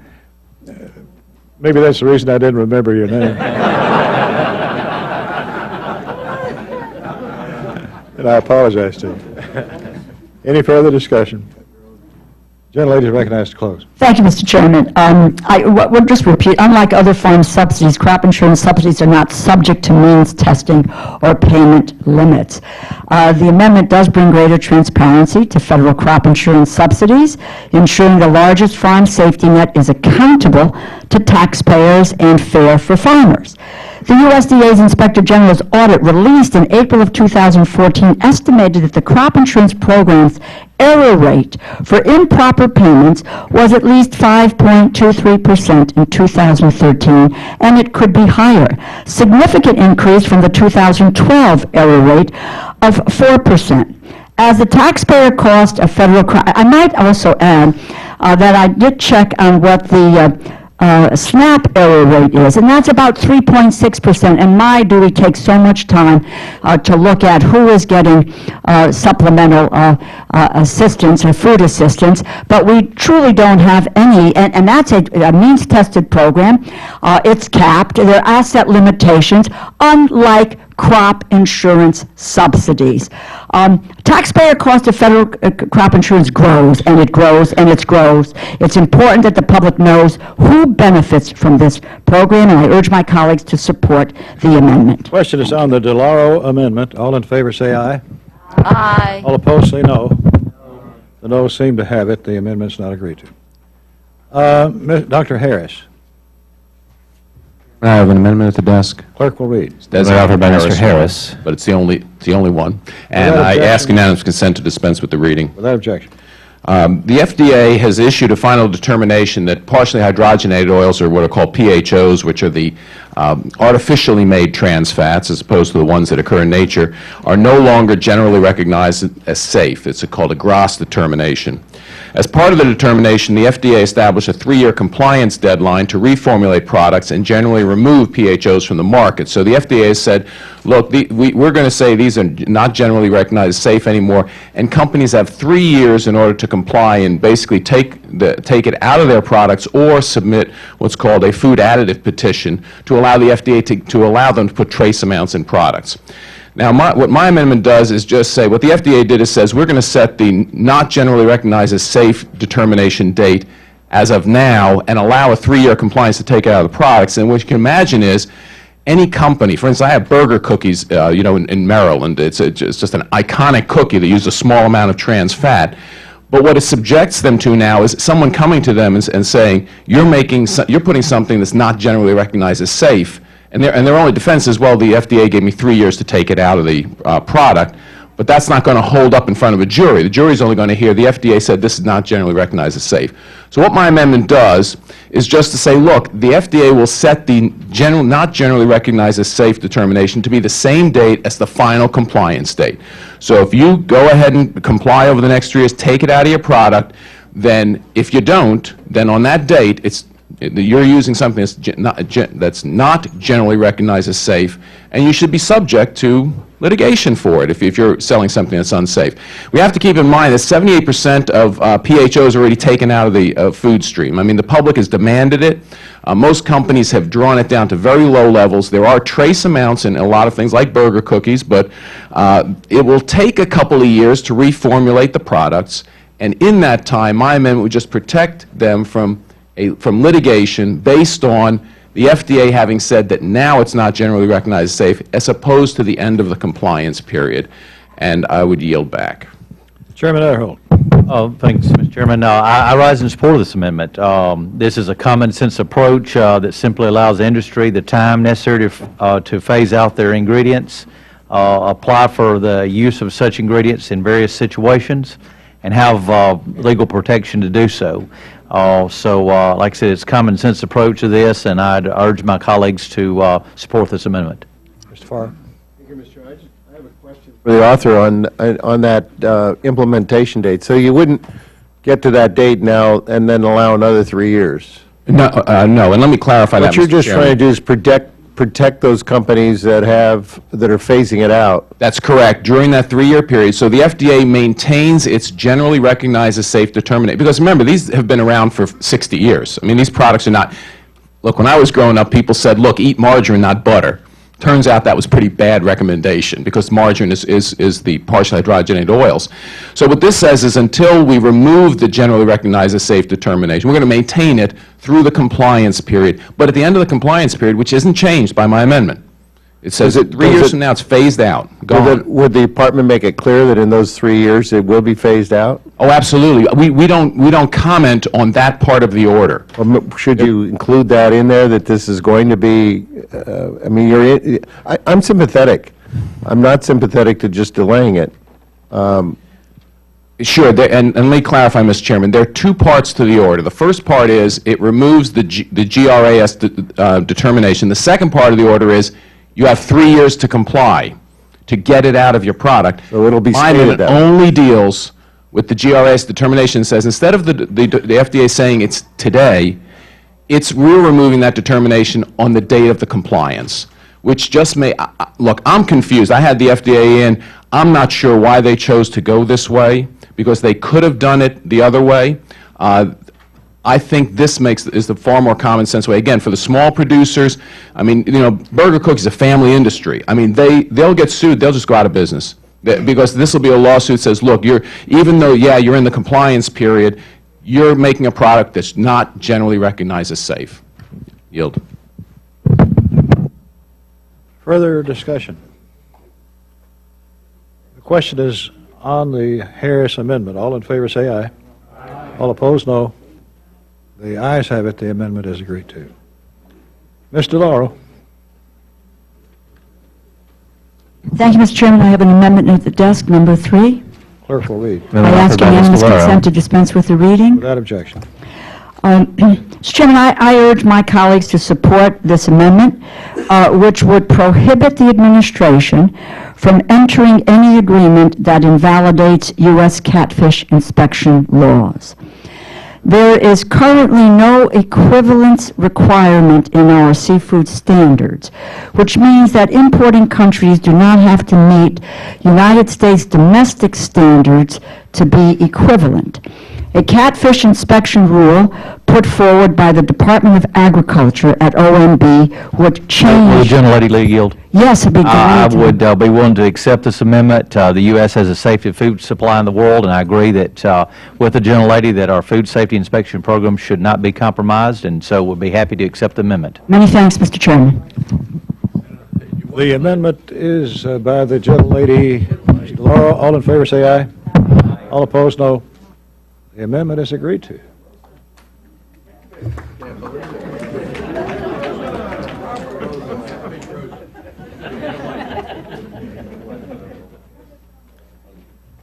The women's soccer program is needing somebody right away. Are there other amendments?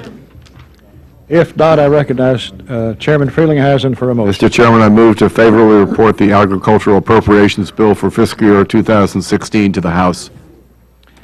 You've heard the motion. Before we vote, let me remind you that we have another item on the agenda, the 302B, so do not leave. Question is on the motion. All in favor say aye. Aye. All opposed say no. No. The ayes have it. The motion is agreed to. 3 days are granted to the minority for minority views.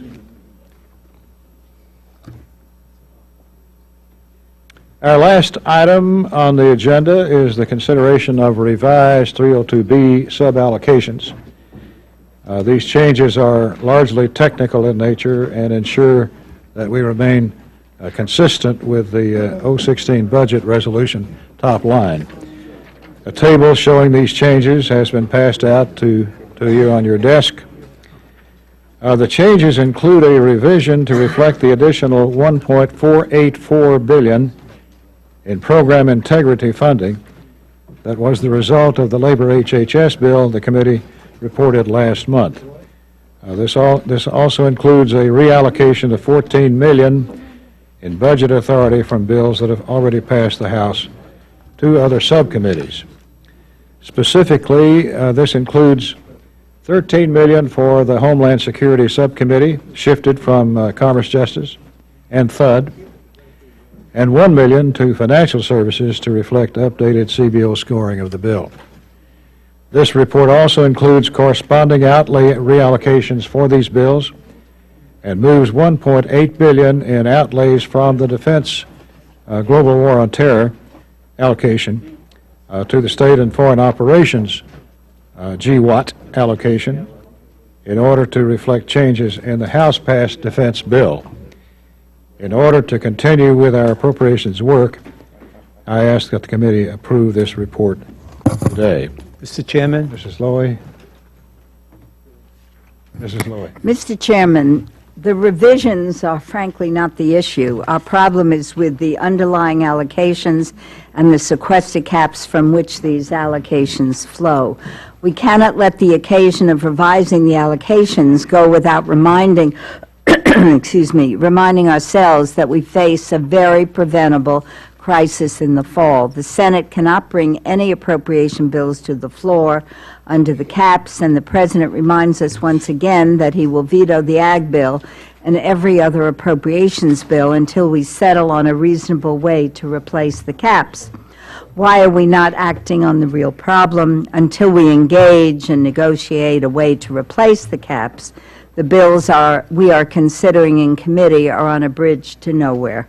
I urge a no vote on these revisions, frankly, as a statement of our collective failure to address the real issue. Yield back. Mr. Serrano. Chairman, did you say for financial services an increase of 1 billion or 1 million? I think you know the answer. I can hope, can I? Is there further discussion? If there's no further general discussion, are there amendments? If not, recognize Mr. Freeling. Mr. Chairman, I move that the committee approve the revised report on the 302B allocations for the fiscal year 2016.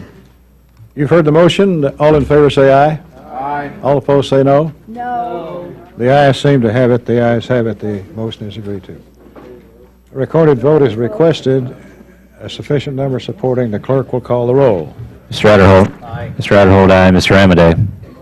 Mr. Amadei, aye. Mr. Bishop. Mr. Bishop, no. Mr. Calvert. Mr. Calvert, aye. Mr. Carter. Mr. Carter, aye. Mr. Cole. Mr. Cole, aye. Mr. Crenshaw. Mr. Crenshaw, aye. Mr. Cuellar. Mr. Cuellar, no. Mr. Culberson. Ms. DeLauro. No. Mr. DeLauro, no. Mr. Dent. Mr. Dent, aye. Mr. Diaz-Balart. Mr. Diaz-Balart, aye. Mr. Farr. No. Mr. Farr, no. Mr. Fatah. Mr. Fleischman. Mr. Fleischman, aye. Mr. Fortenberry. Mr. Fortenberry, aye. Mr. Frelinghuysen. Mr. Frelinghuysen, aye. Ms. Granger. Ms. Granger, aye. Mr. Graves. Mr. Graves, aye. Dr. Harris. Dr. Harris, aye. Ms. Harrell Butler. Ms. Harrell Butler, aye. Mr. Honda. Mr. Honda, no. Mr. Israel. Mr. Israel, no. Mr. Jenkins. Mr. Jenkins, aye. Mr. Jolly. Mr. Jolly, aye. Mr. Joyce. Mr. Joyce, aye. Ms. Capter. Ms. Capter, no. Mr. Kilmer. Mr. Kilmer, no. Ms. Lee. Ms. Lee, no. Mrs. Lowy. No. Mrs. Lowy, no. Ms. McCullum. Ms. McCullum, no. Mr. Palazzo. Mr. Palazzo, aye. Ms. Pingree. No. Ms. Pingree, no. Mr. Price. Mr. Price, no. Mr. Quigley. Mr. Ridgel. Mr. Ridgel, aye. Mrs. Roby. Mrs. Roby, aye. Mr. Rogers. Aye. Mr. Rogers, aye. Mr. Rooney. Mr. Rooney, aye. Ms. Robo-Allard. Ms. Robo-Allard. Ms. Robo-Allard, no. Mr. Ruppersberger. Mr. Ruppersberger, no. Mr. Ryan. Mr. Ryan, no. Mr. Serrano.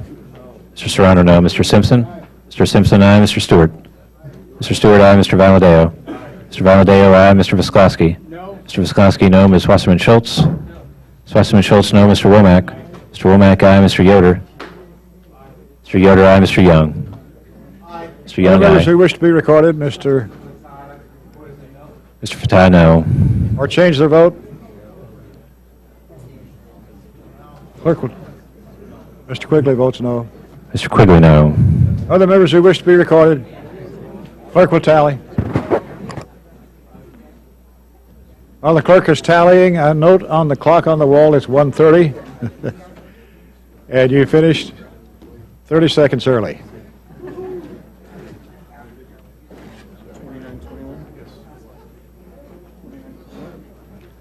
On this vote, the yeas are 29, the nays are 21. The motion is agreed to.